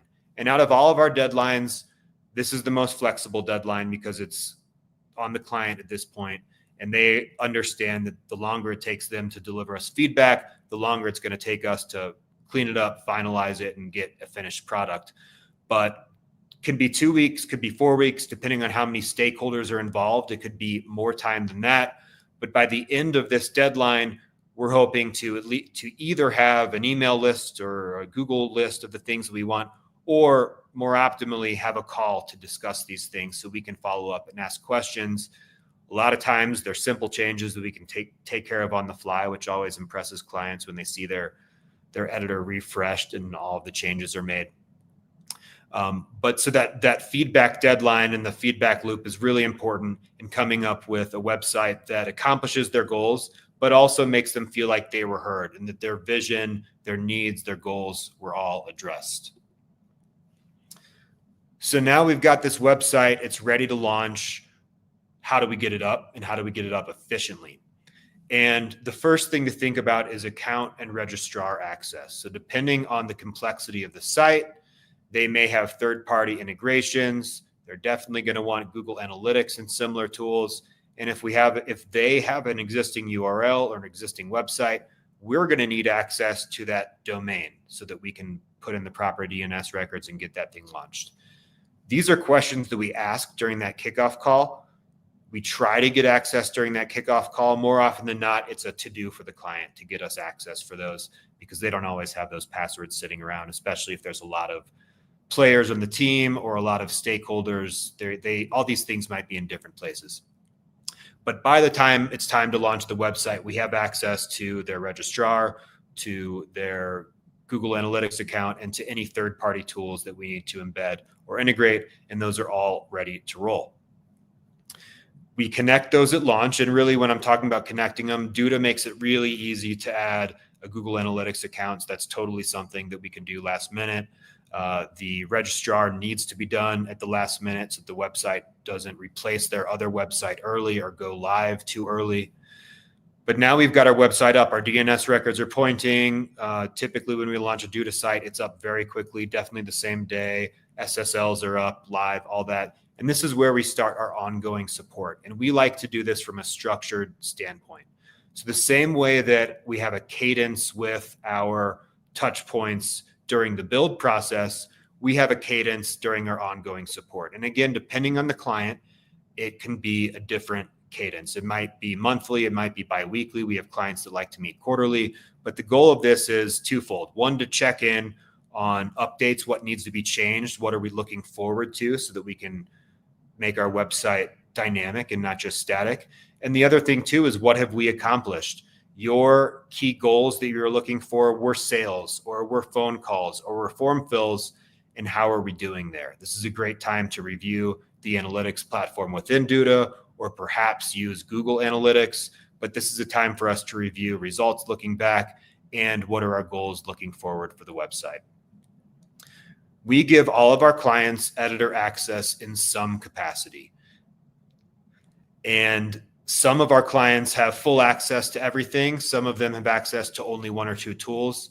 And again, this is a function of what do they need to do and what things would kind of muddy up the waters for them that they might not be experts in. So we give our clients full editor access or limited access depending on their goals and the permissions that they need. And we have two key groups of clients. We have managed clients and we have DIY clients. Our managed clients are typically going to have a little bit less access. If they ever want more access, happy to grant it to them.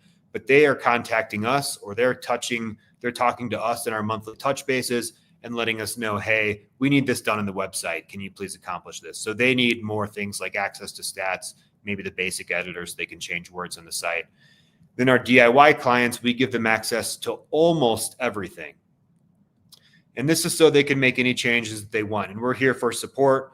We more often than not let them know it's on a Duda site, so we can always provide them Duda help articles if they need anything like that, or hop on a call with them and walk them through whatever they're trying to accomplish. On the right, you can see a screenshot of a client's team member with like barely any permissions.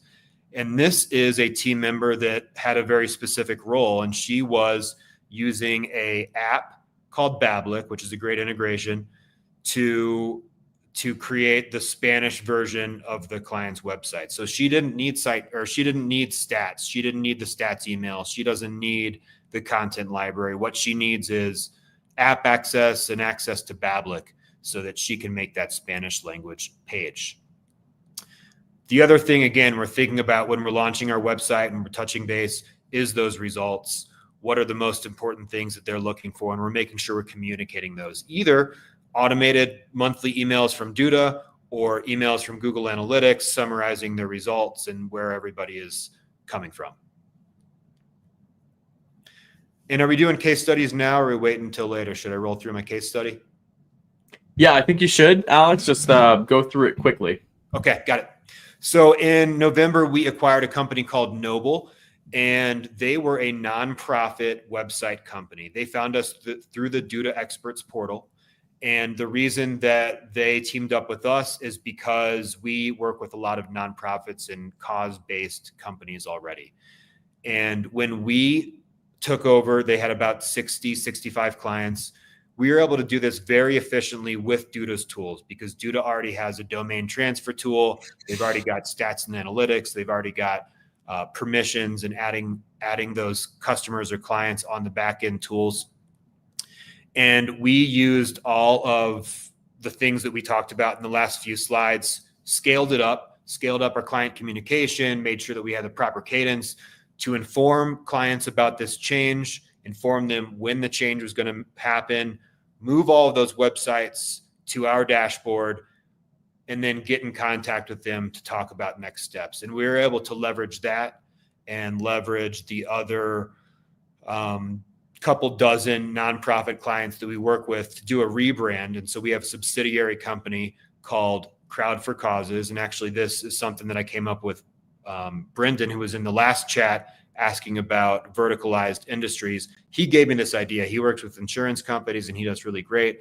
And I was like, man, we work with a lot of nonprofits. It would be great to focus on that. So this kind of fell into our lap. They found us from Duda Experts, and it's been a really nice transition and a really great opportunity for us as we move farther into this space.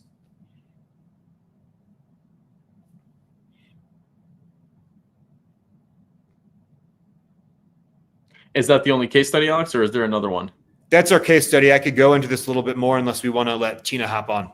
Yeah, let's let Tina hop on. Great. Alex, thank you so much for sharing. Rapid fire Q&A before we move on to Tina, okay? First of all, when you were presenting, I was asking some questions in my head. First of all, I love that you're transparent about using Duda with your clients. We do the same thing. I think that's really critical. Just curious, what is your team size? So we have 4 full-time team members, and then we have a handful of part-time and contract-based people. So small team, but we accomplish a lot in a day. As we scale, I imagine we'll get some more team members. But yeah, we've got a small team for right now. And how long have you been doing the 4-day work week? I think that's very interesting. I would never do it, but I'm curious. Yeah. How long you've been doing it? And frankly, I don't really get to do it either. But the team has been doing it since I've had employees. So since 2019, we've been doing that. And in Colorado, at a lot of agencies, it just seems like not a lot is getting done on Fridays. So I was like, let's just give them it off officially. And then it's a perk as opposed to something I need to worry about every Friday. It's interesting. I'm going to think about that a little bit more. Biz Consulting Group asked, I think it's appropriate that you answer this. When you provide website access to a client, does that include the ability for them to add content to the website, like pages and posts? When we need to. So for our DIY clients, they always have that access. For our managed clients, we prefer to add pages for them. And that's because instead of them coming back to us and saying, hey, could you fix this? We can get it right from the first time and make sure the SEO is on point, the visual and word-based storytelling is on point. So pretty much all of our clients have the access to do this, but we really like to do it for them when possible. Makes sense. All right, Alex, thank you so much. Thank you. All right, Tina. So Tina is the COO of WebSmart. She's based in Germany, and she's going to be talking to us today about core systems enabling consistent high-volume website launches. Tina, how are you doing today? Better now. After I finished dealing with all the technical issues, was kind of stressing now, so I'm hoping to calm down now. It's in the evening. We are from Germany, so it's 8:40 now p.m., not a.m. Yes. All right. Well, welcome. Good that I'm on the show now and I'm working. It's working. All right. Awesome. Well, while it's working, go ahead and present to the audience about your core systems. Yes. Give me a second. While you're doing that, Haz A asked, do you transfer the site's ownership to the client? Alex, that's a question for you. More often than not, we keep them in our dashboard. If the client wants it transferred to them, we do. And Duda provides that really easy website transfer link to do that. But most of our clients are within our dashboard. Yes. Tina, you ready to go? I'm ready to go. The best that I can. All right. Oh, shit. This one. Yes. I want to talk about productivity systems that actually work. We've been in the business for plus 10 years now, so we made some things. We try to work on some things now. And what I wanted to show you some keys to our productivity system is how to save time, because we have to manage 5,000 websites in our daily business and create 100 to 150 new websites every month. So big, heavy load that we have to work with. How to take the pressure off the customer. I think some things were already said by Alex, the part that I heard. and how to make mistakes the right way. So for us, how we save time with a combination of our CRM plus Duda plus AI. We are working with Duda as well. Automation is key. Every task, even if it takes only 5 minutes, should be automated if possible. So for 100 websites, if you think about 5 minutes, it's 500 minutes. This is more than a workday every month that you're losing if you couldn't automate it. So this is really the key to work. We migrated 3,000 websites in 6 months.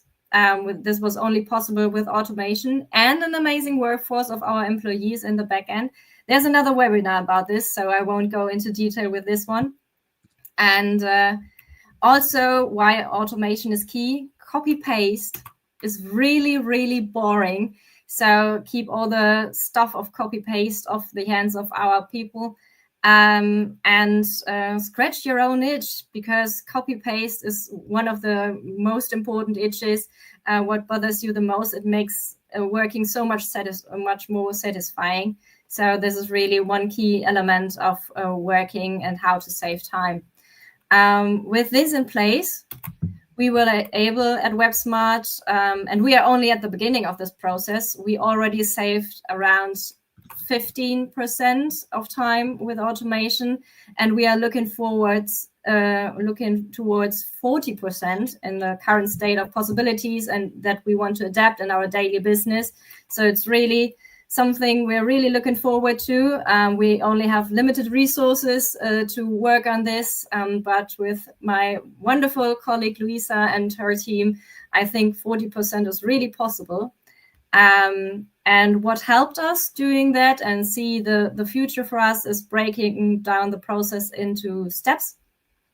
See where we can automate also the smaller parts, and have everything in place, and be open-minded to adapt new possibilities, especially for automation, new API calls, new AI prompts that we can use to automate our processes, but not lose the human touch on our websites. That's why we don't want to be 100% time saving, but 40% would be really, really great. Next point, how to take the pressure off the customer. This is the huge bottleneck. I think the description of our session was to avoid bottlenecks. At the beginning in 2014, the customer had to deliver everything.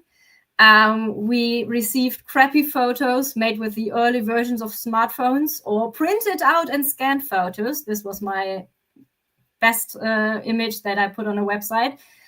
We received texts containing no keywords. But back in 2014, this was absolutely fine to have a website, and it was responsive, was major. But now, closing this bottleneck, getting into real business, we have a 45-minute call to get the main facts and expectations of the customer. The customer can deliver photos, they can deliver key facts about the business. But after this 45-minute call, we take off to deliver a solid modern website within 4 weeks. So the customer really knows what they are expecting from us. And then after we delivered the draft, we have another 30-minute call to get the customer's approval. We also use site comments on our websites for internal processes, but also for customers' feedback. People working in agencies know how customers react on websites, how they try to describe where they want to change something. I think everybody can relate. And with the site comment, it made everything so much easier for us. So it's really something that worked really well for us. And I promised I will show you how to make mistakes. We are the land of poets and thinkers in Germany. So I brought a quote of Theodor Fontane. If you stop making mistakes, you will stop learning. He was a German writer, journalist, critic. So what I want to give you is, don't be afraid to try new things. Review your processes all the time. Limit the time, review, and keep the mistakes in the back of your head.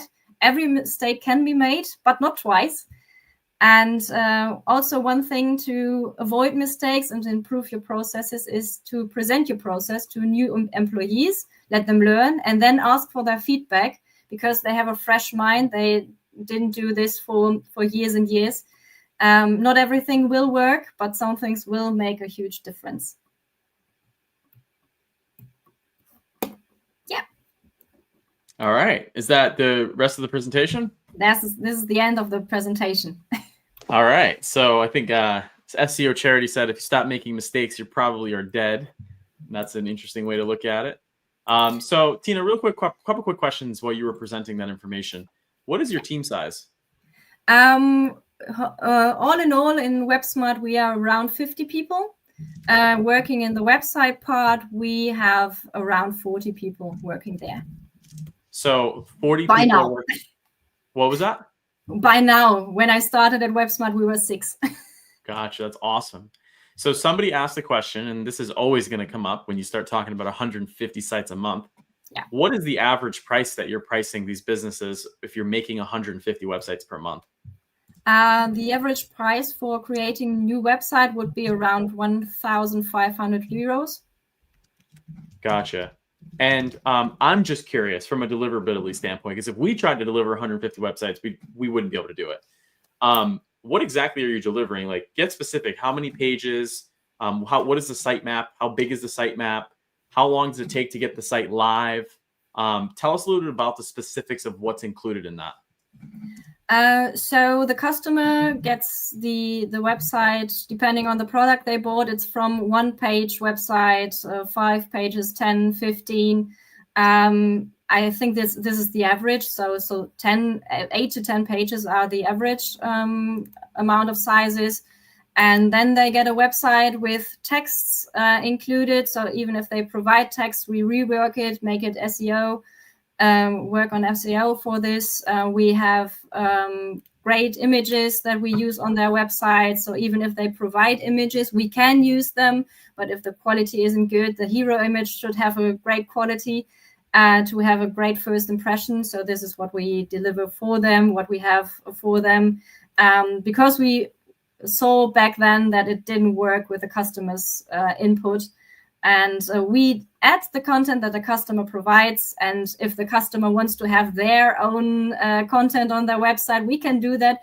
But we are the experts on building websites that work.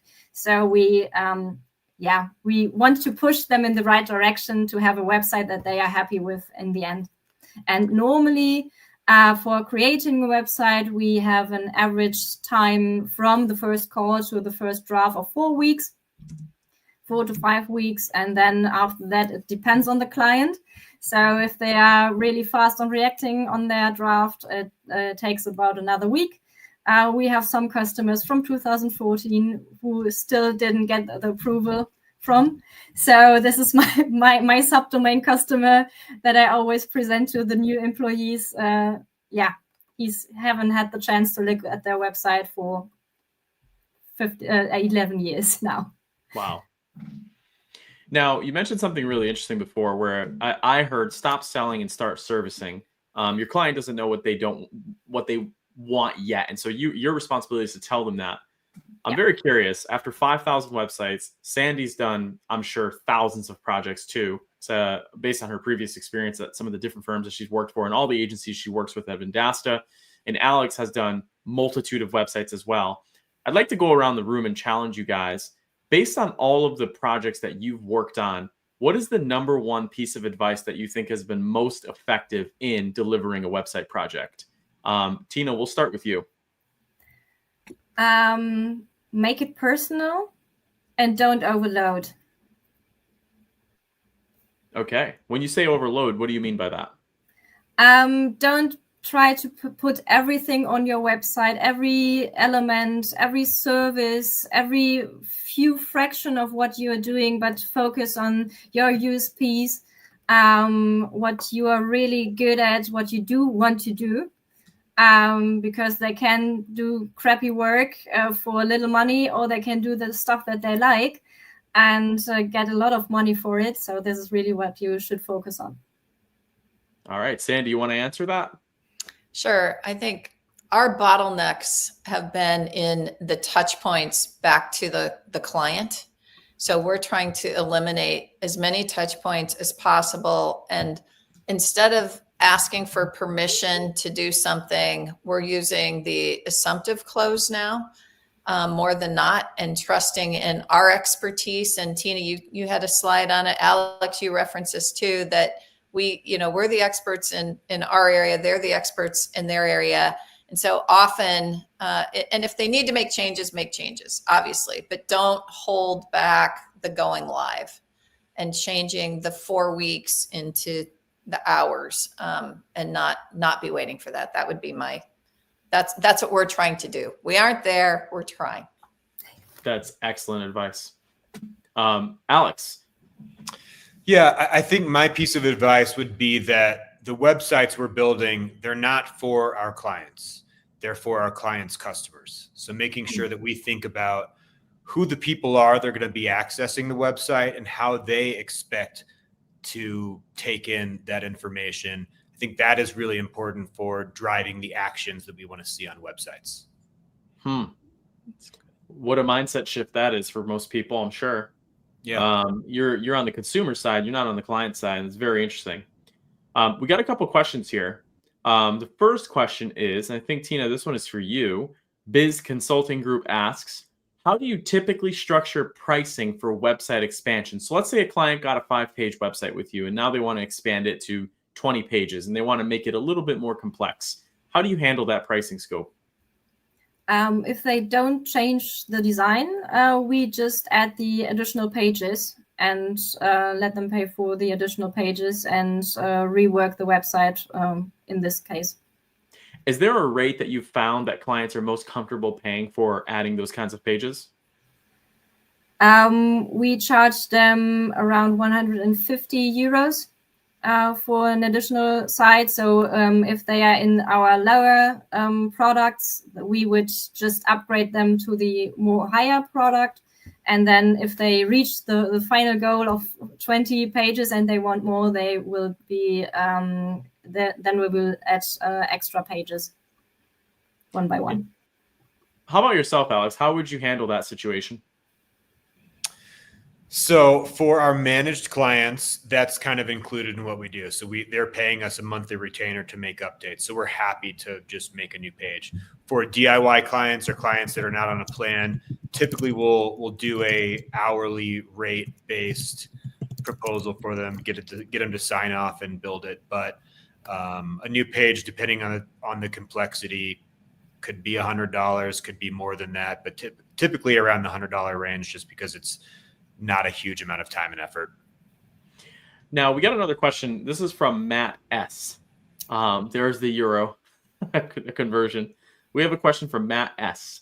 And he's asking, what is your road to acquire customers? Now we're getting close to the hour mark. So let's each answer this. And from there, we can just do a rapid fire answer for the questions that are coming up. And then this way, all of us can have our input. So Tina, we'll start with you. We don't have our own sales reps because we're working with directories in Germany and they have their sales reps. So they worked with their clients for years and years, and now they've got a new product on hand and they can sell the website as well. So that's a white label relationship you have with the directories? Yeah. So Sandy, when you answer this question, think of your client, the agencies you work with. In terms of them getting more clients or us getting more agencies? Them getting more clients. Yeah, we actually have been encouraging them to use their same practices that they're selling for their own business, including things like AI receptionist and website capabilities, et cetera, and using, dog fooding for them. Makes complete sense. The old mechanic situation where their car is never as great as their customers' cars. The other thing I'd say, I'll just add one point, is we're finding it more effective for the agencies to talk about painkillers in today's economy instead of vitamins. So their solutions should be solving current problems, not nice to have, but like, how do I survive and find the solutions that are solving for pain and not just, oh, great, sexy, but not necessary. So removing bloat. Yeah. Alex? Referrals is big. Happy client referrals is our biggest source of new business. I do a lot of networking, both locally and at conferences and things like that. And then really, I think that doing good work speaks for itself, and people will look at their competitors and see who did that for them. And we've gotten a lot of website business from people who saw one of the sites that we did and wanted something similar. Makes complete sense. All right, guys. Well, Tina, Sandy, and Alex, thank you guys so much for joining us on the second session of DudaCon 2025. Stay in here because we're going to be talking about designing for impact and conversion with a real client website. Thanks, Thank you. Everybody.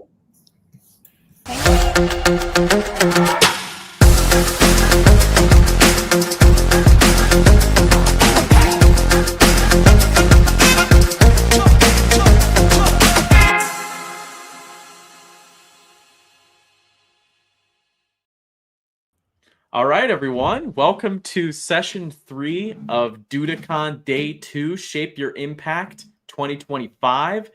This session, we're talking about designing for impact and conversion-driven design. This is a live clinic, so it's going to get a little technical, and I think a lot of people appreciate the technical work because it's not just the philosophy. We're actually going to show you how to do some of this stuff. So you're going to be hearing from Duda's top product leaders on how the new platform innovations help agencies build faster and better with a focus on productivity and conversion. Plus, backed by popular demand, we're going to see Duda's design master, Anath, transform a real website that you guys submitted, highlighting trends, improvements, and best practices. So we gave everyone a chance to submit a website, and we picked one, and Anath is going to walk through exactly the things she would change and how that reflects Duda. And as a huge Editor 2.0 person myself, I can't wait to see what she's done with it. So for the conversation, I have speaker Liran. Liran, how you doing? Hi. Great. Good to see you. And then we have Anath, who's a panelist.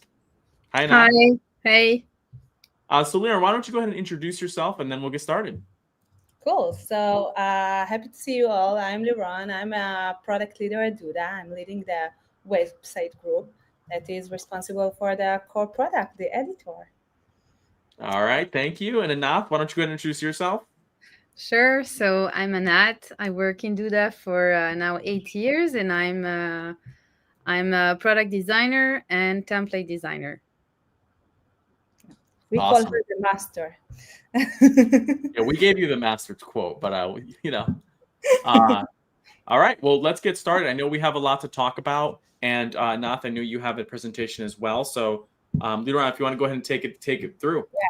So I'll take it, and if it's okay, Ron, I will talk a bit about the theory behind the stuff, and Nath will show you after how we do it. So that's a great combination. Yeah. Let's start.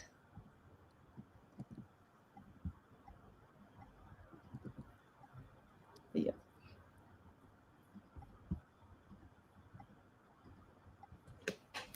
Okay, you can see my screen. Yes. Right? Cool. Okay. So when it comes to design to convert, what we are going to talk today, it's important to say that it doesn't matter who you are or who you design for. So it doesn't matter which business type you serve, or your company size, or the different workflows that you are managing. The tips that we are going to give you today, me, the theory, and Anath will show you how to do it, is relevant to all of you. And we'll talk about 3 important things that is important to keep in mind: the editor, the tools, and of course, the design. So let's start with the editor. I'm sure you all know already that the future is built on Editor 2.0. So make sure that if you want to build a site that is converting the best, you should be on Editor 2.0. And who is already on Editor 2.0? So all our new accounts, the big ones, the small ones, the medium ones, since October 2024, using only Editor 2.0. 50% of the self-service accounts decided to move to 2.0 already and to create, design, and build their site on Editor 2.0. And we talked about 2.0 fits everyone. So when we look at which flows companies are offering on 2.0, we see that 50% of the sites that were created using DIY flow, and the other 50% offering do-it-for-me flow. And when it comes to different segments, we see you all in Editor 2.0. We see SaaS companies, we see agencies, we see host companies. They all use Editor 2.0, and it's allow them to design better sites that perform better. So let's talk about performance. This was one of the biggest promises of Editor 2.0. When we presented it at first, we said it will be better in performance. So I'm happy to share that when we look at Lighthouse score, Editor 2.0 site score is 13% higher than the sites that built on the classic editor. And in the core Web Vitals, 82% of Editor 2.0 sites pass compared to 78% of classic sites. Another promise that we had with Editor 2.0 is to be able to develop more advanced features, or features that you wanted for a long time, and it was difficult to us to build it in the classic structure. And you can see that in the past few months, 50% of the features that we are releasing and the improvements that we are doing, we develop exclusively for Editor 2.0 because we just can. It can be a mega menu or advanced tabs, accordion, responsive text, or more capabilities per screen size to allow you to work better for responsiveness. So this was the editor. But what about the tools? We know it's tough out there. 38.5% says that an outdated design is a top reason for a site to be abandoned. And 42% admit that they will leave a site with poor functionality. So how do we deal with that? When we think about the features and the tools and the improvement that we want to deliver to you, we think about tools that will help you to convert. And these are the tools that we are focusing on. These are the tools that we are improving or building from scratch. And I want to go over some of those tools, explain a bit why they're important for conversion and what we did in the past few months for those tools. Let's take the sticky elements. Why is it important? So sticky CTAs, for example, buttons, links, can increase conversion by up to 50%. Sticky headers, if we'll take, for example, they reduce time to task completion by 22%. Think about it. It makes sense. The header is going with you and allow you to navigate very easily through the tasks that you want to take along the site. And what we did in this area, we made Flex containers sticky. We allow to set widgets to a pinned position. We apply parallax effect, and we also allow you to customize the parallax speed. And a little bit more things. Another tool is the strategic animation. So it's not an animation that all the site is shaking. Those are the delicate animations.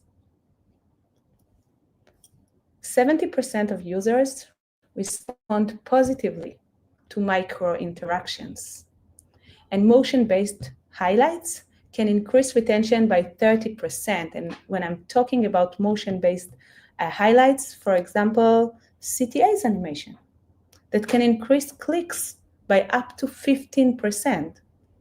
So we are reading those data points, and what we are giving you in this area will allow you today to hover on Flex containers, will allow you to link on Flex containers, and hopefully soon we will be able to offer you another new animation, loop animation, navigation and mega menus. Listen to this number. Top navigation grabbed the attention of 47 of the site's visitors. Almost 50% of the site visitors will walk through that navigation and see what you have to offer, see what the site has to offer. And this is why, for example, if you are using mega menus and you are doing it well, it will drive 25% boost in page views. It makes sense. You show the categories, you show what the site has to offer, and it's very easy to find for the user to find what he needs. You need to make sure that the menus are optimized and clear, and the result of it will be 50% faster navigation. And of course, if the navigation will be simple and the structure will make sense, it can cause an uplift of almost 20% in conversion. And what we did in this area.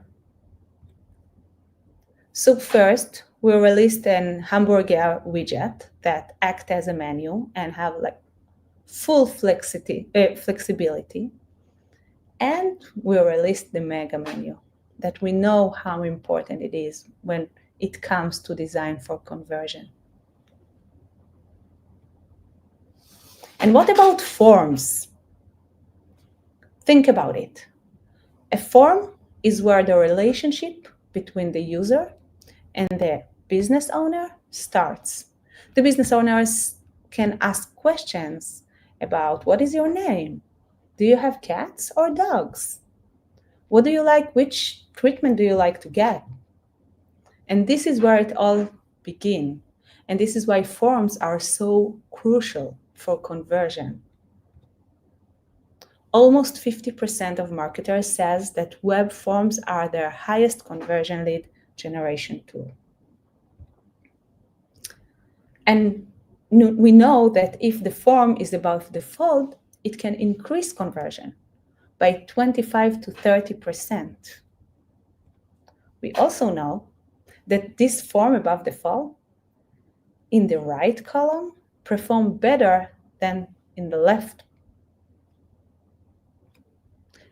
And if you'll add next to the form a social proof, you will be able to increase the conversion by 30 to 40%. And what about multi-steps form? So multi-steps forms have higher completion rate than a long ones by 14%. So what we are doing here, we hope that very soon we will be able to release the first version of the advanced form.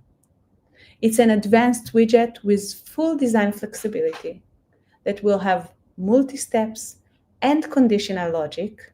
And in the future, we want to support payments and booking. And of course, how we can without talking about AI. So this form is AI ready. Think about you asking the AI to create the form for you, for example. So this advanced form is built in a way that we think about those stuff. And these are only some of the tools, but some of the important tools that drive conversion when you use them on your site. But it's not only about the tools, it's about how to use them. And for that, we need a master, Anat. All right. Thank you so much for the presentation. That was so great. I'm excited for the new features, and I'm always focused on what I can do today with the new features. So our team is really excited about the forms. We've used Editor 2.0 now for all our new sites. We're never going back, and we're excited to keep improving that. So Anath, why don't you go ahead and go through the client submitted site and then go through your presentation? Sure. So I'm going to share my screen now. Hope you're going to see it. So is everyone seeing it? In a minute. Yes? Yeah. Okay. For this presentation, I have selected this website. It's a very regular website for a beauty salon that offers all kinds of treatments. It's located in France, and it has like kind of few services. And the goal here is to explain how with Editor 2.0 you can improve the conversion of this site. So it's not about exactly redesign everything, but just make it more correct in terms of conversion. And obviously there is no right or wrong. It's just like my advice to you guys to how to use our powerful tools. So I'm gonna start now, and I'm going to start by this this header. So what do I have here? I have logo, navigations, and 2 buttons. So in Classic Editor, we don't have a lot of options to do it. So there's a way of like replace the elements here in a better way and easily, and maybe restructured here the items in the navigation.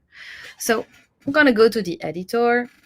I've already prepared my page. I just took an empty template. And here I'm just going to set my colors. So I picked this Bordeaux for the main color. And I will take this light pink for the background, just in order to have like few sections with different colors, and the white.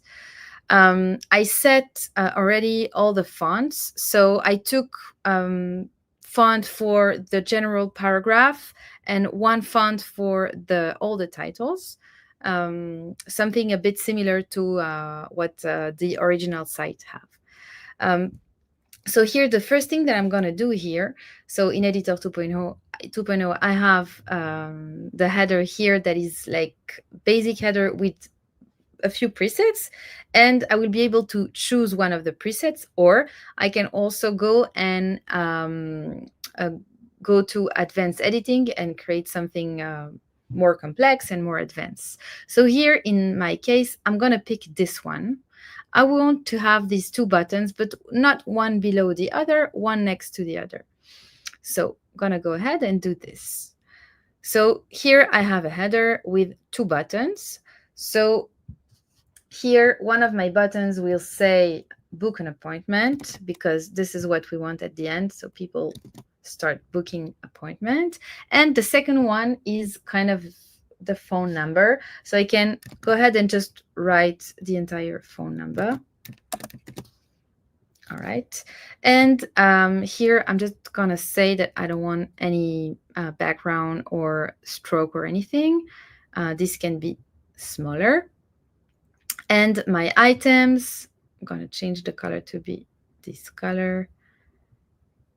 And make sure that here also, yeah, I have the right color. I'm going to align here my items here, and I'm going to change the logo to my logo here. Make it a little bit smaller. All right. So here is my header. I'm going to go here in the button and add an icon. I don't know if you saw, but we have this amazing new feature now that we can actually place the icon on the right side or the left side. We can change the icon to something else. So here I'm going to take an arrow. And by the way, you can look for many icons. If you click arrow here, you have a huge library of icons you can select from. So that's great. And so I said here, we're going to pick this one and have an icon that is a little bit, okay, bigger. And I'm just going to resize this here and go to the spacing of the button and resize it like this. Okay, so I have my button, book an appointment, all of my navigation items, and I'm going to make my header sticky. So it was like this. So I'm going to make it sticky, make sure that on scroll, I just going to remove the top and the bottom padding so my header becomes smaller. You will see it when we will have content inside. So already we have more room for the content and the items, and we resolve the problem of the two buttons here. And then regarding here the services. So what I'm going to do here is use the mega menu for that. So I'm going to go to manage links here, and I'm going to create custom links. So the first one would be homepage, obviously. The second one will be a mega menu. I'm going to call it treatments. And then we will have about and contact. So if now I go to treatments, I get a section with columns. And I'm going to be able to start here adding widget, adding columns. So here, what I'm going to do, I have here 4 different kind of treatments with obviously treatments inside. So I'm going to start in doing that. So here in my treatments, I am going to go here and remove what I have here, and I'm going to add a column here. Okay, I'm going to add a column, and I'm going to add actually 4 because I have 4 kind of services, and I am going to set a little bit of spacing in here inside of my section to here and 2. All right. And I'm going to reduce here the space between. All right. And I'm going to start designing my first column. Okay, so here I'm going to go ahead and have a text widget. This text will be the first. Oops, sorry. Okay. This is, yes, the first one. I'm gonna just change that to the, yeah.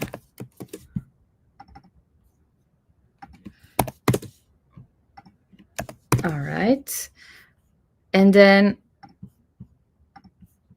I'm going to align it top. And inside of wellness and treatments, I have also 2 different treatments, which is massage and body treatments. All right. And then I'm going to go ahead and add a picture because this is the picture that I have for the service, the specific service. So here I can pick this image, for example, and I'm going to make it like this. All right. And then I'm going to go here inside of animations and effects. I'm going to select hover.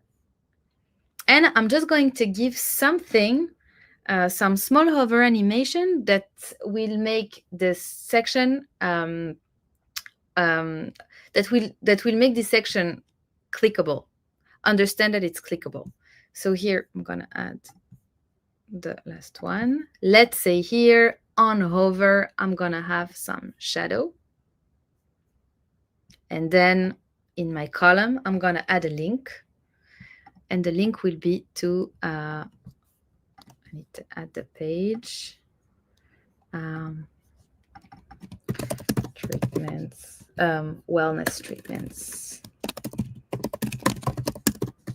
All right.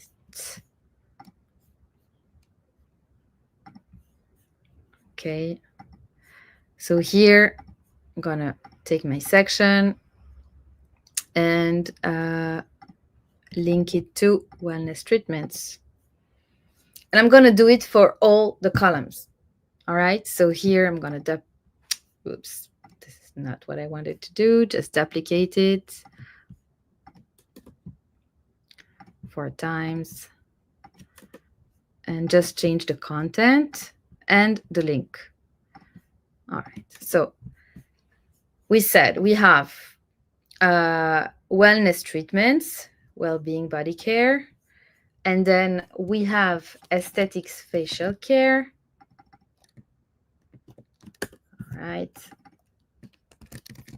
With a few other options. We can move up maybe here to break the structure a little bit. We have slimming treatments. The slimming treatment doesn't have sub navigation, so I can put this here, and maybe this can be bigger, and I can make it like that. And same, you know what, I'm going to remove this, and same for here. This will be treatment for men.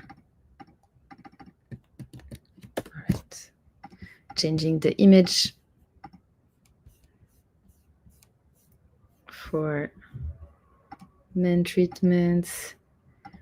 Changing the image for slimming treatments, which is this, I think. All right. And the facial care. Okay. Yes. All right. So if I'm here, I have on page treatments with link to any service. So this allows me to add contact, to add about us, and to add also a page that is very necessary here, which is the testimonial page.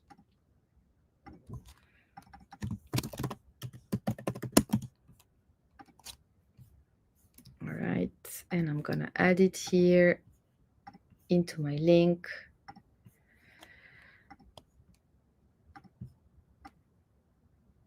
All right. So this will be for the header here. So obviously I can move breakpoint, but I think I'm going to create the first hero section, and then we're going to move the breakpoint to show you how it's on tablet and mobile. So my first hero section here says that the beauty salon is located in some places, and that they use a specific kind of product in their salon. So here we're going to start adding here a background image. We're going to have maybe a background image that can be more related to the treatment that they give. And we can even have a small footage. So I just took an image from the image of the site, and I made it a small footage with Midjourney. So it's like a video. So I have a few of them. So let's say I will take this one, right? And then I will create a background overlay on top of it. 40. Okay. And then I'm going to start adding the text. So here I just picked like a stronger title here that says "Reveal Your Natural Beauty." Okay, and then below that, I'm gonna add a small description that says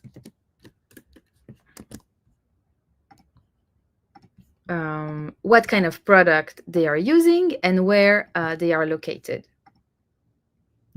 And then I'm going to create also some padding top and bottom, like something bigger here. All right. And then here I might have like a few CTAs also here. So I'm going to have an inner column with like horizontal stack horizontally. And then I'm going to add the first button. The first button that says book an appointment, perhaps, and a second button here that will say, reducing the spacing here, and the second button that will say discover treatments, to lead to the anchor below where we're going to display all the treatments. Maybe this will be the first one. And we're going to change the background color. I'm going to put this and change the background color. All right. So we resolved a few things. We have a title that is very catchy. We have a picture that is more related to the treatment they are giving. And we restructure here the header.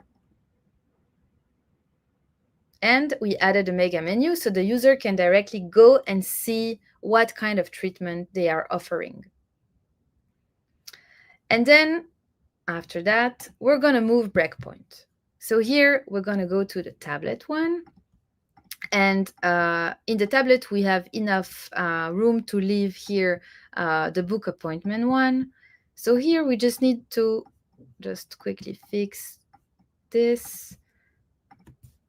4%, make sure that everything is aligned here. We don't have that much work to do. All right, so here we fixed, and maybe this we are going to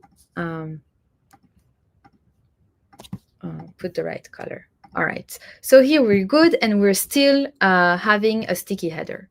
Now, when we're going to move to the mobile version, here we can do something else, something that is that will help the user having the book appointment always visible.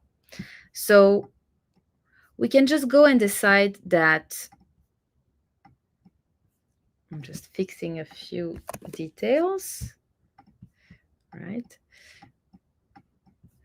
And here I just need to make sure that no, it's fine. All right. So here I will just move around a little bit the element inside of the header because it's basic, so I cannot remove or delete the widget inside of the header. I can just hide it or change the position. So here the phone number is great. I think I will leave it, but the book now is not visible here. So it's only here, and when we scroll, it's going to disappear. So what I'm going to do here is I'm going to add a button. Okay. Book an appointment with the icon, the relevant icon. All right. Okay. And we are going to say that this icon is going to be set as fixed. So my icon is, my button is always going to be visible here. And I'm going to be able to hide it from here, hide it from desktop and tablet, because on tablet it's already here and it's sticky, and on desktop it's here and it's sticky and it's also here. So this is for my first hero section. And then I'm going to move to my second section. So here, the second section has a few elements that are important for the business, and that will prove also their expertise. So I think it's important to have that. But I might add I might have had a little bit of an introduction above. And then I have this promotion here for the students, which is great. But I think this can go below because the most important is the treatment that they are offering. And we would like to have like a sneak peek of what are the treatment that they're offering before having any promotion. So I'm going to go ahead and create the second section. So here I decided to have my second section in this tone of colors, and I'm going to remove this. So here I'm going to add a small text that says about us, align top and centered, and then I'm going to add a small introduction that says, that talks about the salon and the business. All right, here. Okay, and then I'm gonna have a small button, a secondary one here that propose to hear more about us, and we lead to the About Us page. Okay, and something amazing that we have, I don't know if it's released yet, I think soon.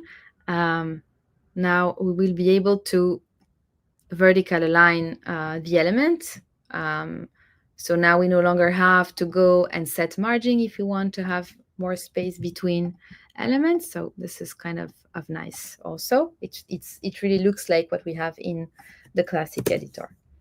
So this was for the first section, and then I'm going to have a small line of the year of expertise and the product that they use. So here I'm going to add another section with 3 columns, and I'm going to have 12% padding on the side, same color here. So it's going to put 2%, and here 6. All right. Okay. Here in my first column, I'm going to add an icon. Okay, this icon, I want to talk about the expertise. So I'm going to use this icon from the library, from Duda library of icons. And then I'm going to add my text.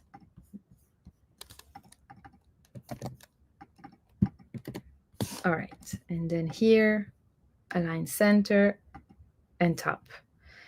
And then duplicating it, changing the icon. Talks about the product that they have. Right. And the last one is the one for the gift card. So I also select this. All right. Here, I'm just going to add, I forgot to add some spacing inside of my column. So I know that my elements have the same padding. All right. I should have done it in the first place before duplicating. All right. Cool. Okay. And then here, just gonna make sure we have 2 lines of text here. All right. Okay. So there we go. We have the second section. So we moved from this to this with an option to go and learn more about the beauty salon. And then the most important thing here, like in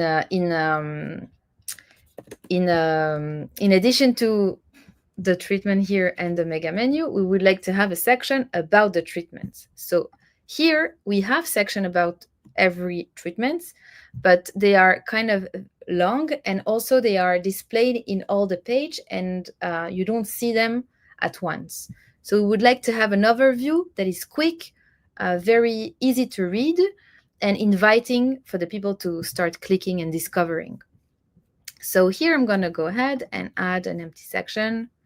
This section will have a very strong background color. So I'm going to add the main color as a background color. We can play with these kind of things. It's very important, and it gives like it gives a very good contrast when the information are important. So I'm going to remove this first, the second column, and I'm going to add a title, our treatments. A white one, okay. And then I'm going to add another section. This one also is going to have the same background color. I'm going to set 12%, and I'm going to start building my first card. So here my card is as a white background. It has some padding, top, bottom, and on the sides. And then the first text will be wellness treatments. Right. And then after wellness treatments, I'm going to add some image.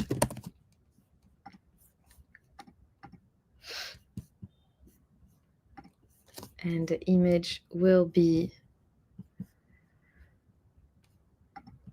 this one. And I'm going to resize the image in pixels. So it's going to be like this. And make sure that everything is aligned center and on the top.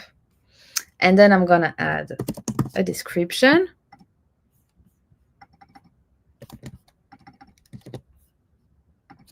And last one, button.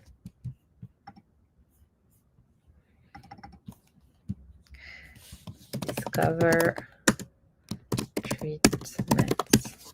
All right. So here the description is shorter than this one. It's like a summary, and it is inviting to discover this specific treatment and what they are offering in the dedicated page. So here also I can play with my button and say that I'm gonna have the arrow.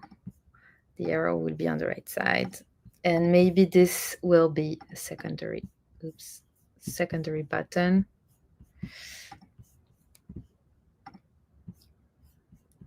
And then, yeah, okay. It will be like this. Okay. All right. So this is my first card. But then I have to think about something before. I would like to be able to have a secondary, I'm going to do it here quickly. If I have a second card next to it, I want to be able to have the button always align button in the bottom if I have more text, and this is not the case here. So for that, I just need to do something quickly. Sorry for that. So before doing anything, I need to make sure that my button will always remain on the bottom. So I'm going to add an inner column here.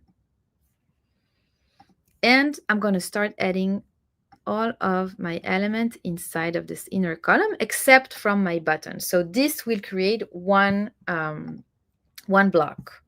And then on the column level, I'm going to make sure we have space between. And then we can create space between all of my elements and the button. And then I'm going to go move breakpoint and just see how it looks. So here I think I can reduce a little bit the spacing. can always like manage to have some modifications here. I'm going to set this to 4, right? And here, okay. And here inside of the mobile version, I can reduce this, reduce my image size also. Okay. All right. So when I'm happy, I'm going to just start duplicating it. Before, there's also something I can do here. I can set the link to the button, or again, I can go on my column level and add the link to the page. Wellness treatments. And if I want to emphasize this a little bit, so I'm just going to go and have an over effect. And this time, maybe I will do move top. So when I hover it, I understand that I can click. All right, when I'm ready, duplication and change of the content.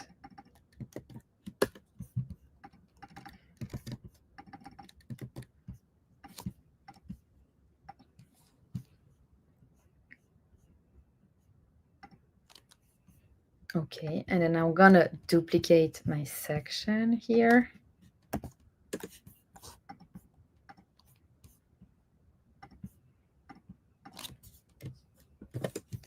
Okay, and again, change the content.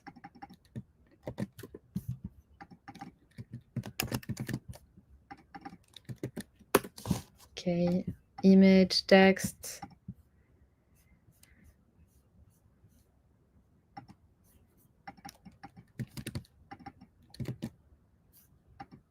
And here text and image.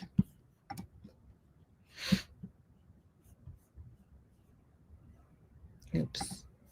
No, but we can leave this one. It's fine. Okay. I'm going to move breakpoint, see if it looks fine. It looks great. Yes, I'm happy. Okay. So what did I do here? I went from this long list to this list that make the treatment more that emphasizes the treatment and make them more contrast.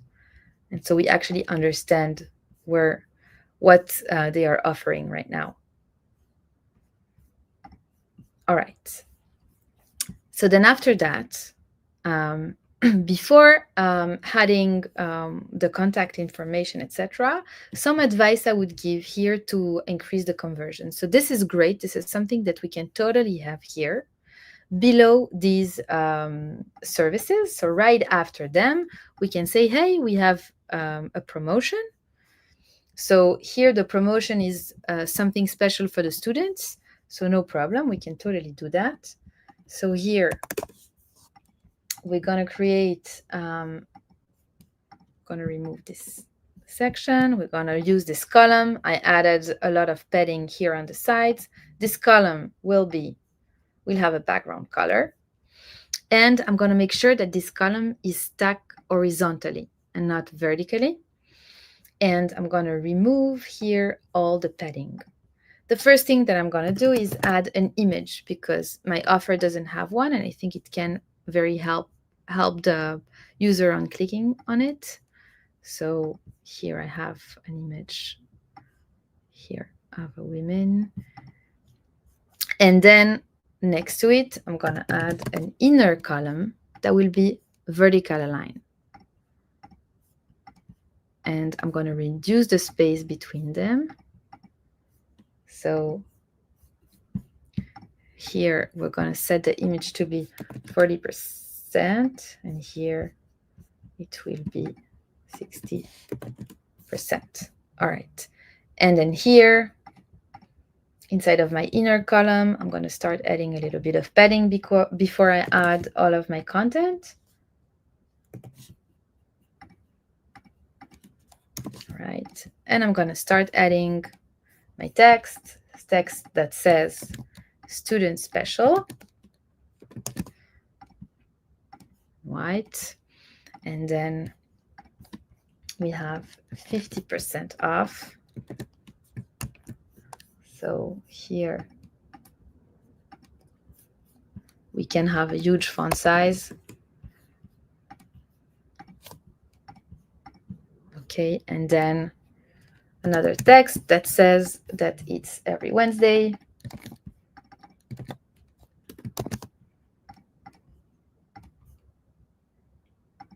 And here also we can have definitely something bigger. Okay, and we're gonna have a CTA that says reserve your spot now.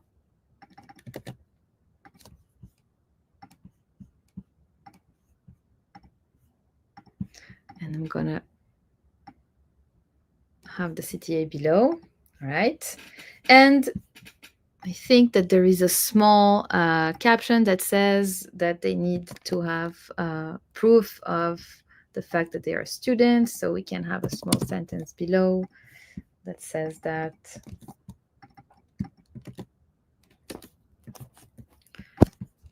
Okay. And here I think we can definitely have it. Yeah, no, I think it's fine. All right. Okay. So I'm going to put 6 as well. Okay. All right. Okay. So here, instead of having something very small, I added something much more visible and with an image, something that that gives the user the willing to click on the button. So that's for this. And then we're going to move breakpoint just to see if it looks okay. I think we're good. We can move around some things. Okay. And then here on the mobile version, we can just change the stacking and have the image goes above and something that is more centered, oriented here, and having a promotion that looks the same but fits to this breakpoint. All right. So again, we have combined all of these sections into these sections.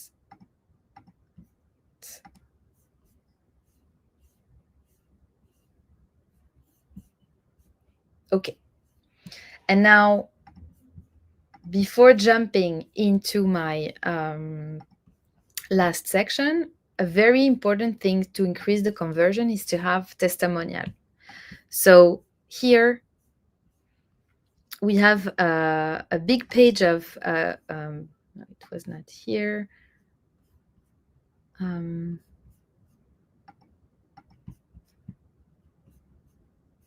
They have testimonials somewhere, but I don't remember where I see that.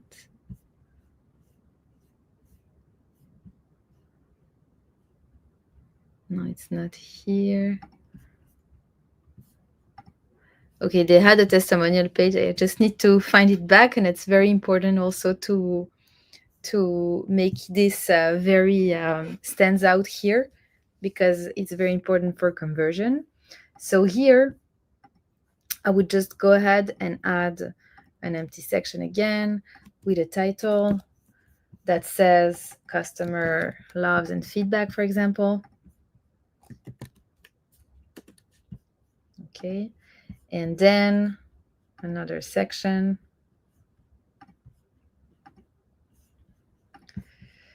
with 3 columns, and the 3 columns would have these testimonial messages that I copied from their page. So here, I'm going to add this, and here again, when I create a card, I always go and have some padding so my content can fit. And then I start by adding an inner column. Inside of my inner column, I'm going to add an icon, something with the stars or something like that. And I'm going to change the color of these icons and the size of them. Okay. Okay, and text of this testimonial. All right. And then I think that they have here the date, smaller. All right. Once I have this, no matter what the amount of text, it's always going to remain the same structure, and the date will remain below. So here, I'm duplicating it 3 times, removing this. And I have my feedback here ready. And here, I'm going to remove this. All right. And here, on the breakpoint here, it looks fine, but we can definitely have it also like this if we have more than 3, but I think it's fine. And on the mobile version, it looks great. We don't need anything. And one thing that we are missing here, and it is very important, and it's here to have,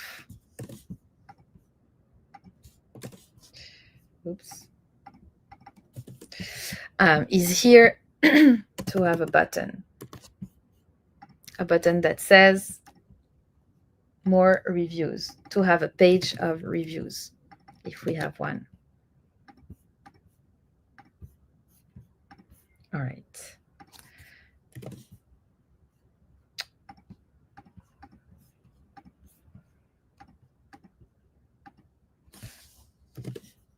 Okay. All right. And then after the review, one last thing that here we don't have is an FAQ. So this is very important to give an FAQ to the questions that the user might ask itself. So to anticipate the question that the user can ask for the specific business, this also can increase the conversion. So I see that we run out of the time. So I'm just going to show the site final that I created based on the other one. So this is the section we built together. I added some animations as well. And so this would lead to the reviews page. I used a few questions for a testimonial, such as how do I book an appointment? What should I know before? How long the treatments take? All kinds of questions. We can also have an FAQ page for much more questions. And then here we have information, opening hours, something that is much more prominent here. With contrast and the same as the important information, same as the treatments.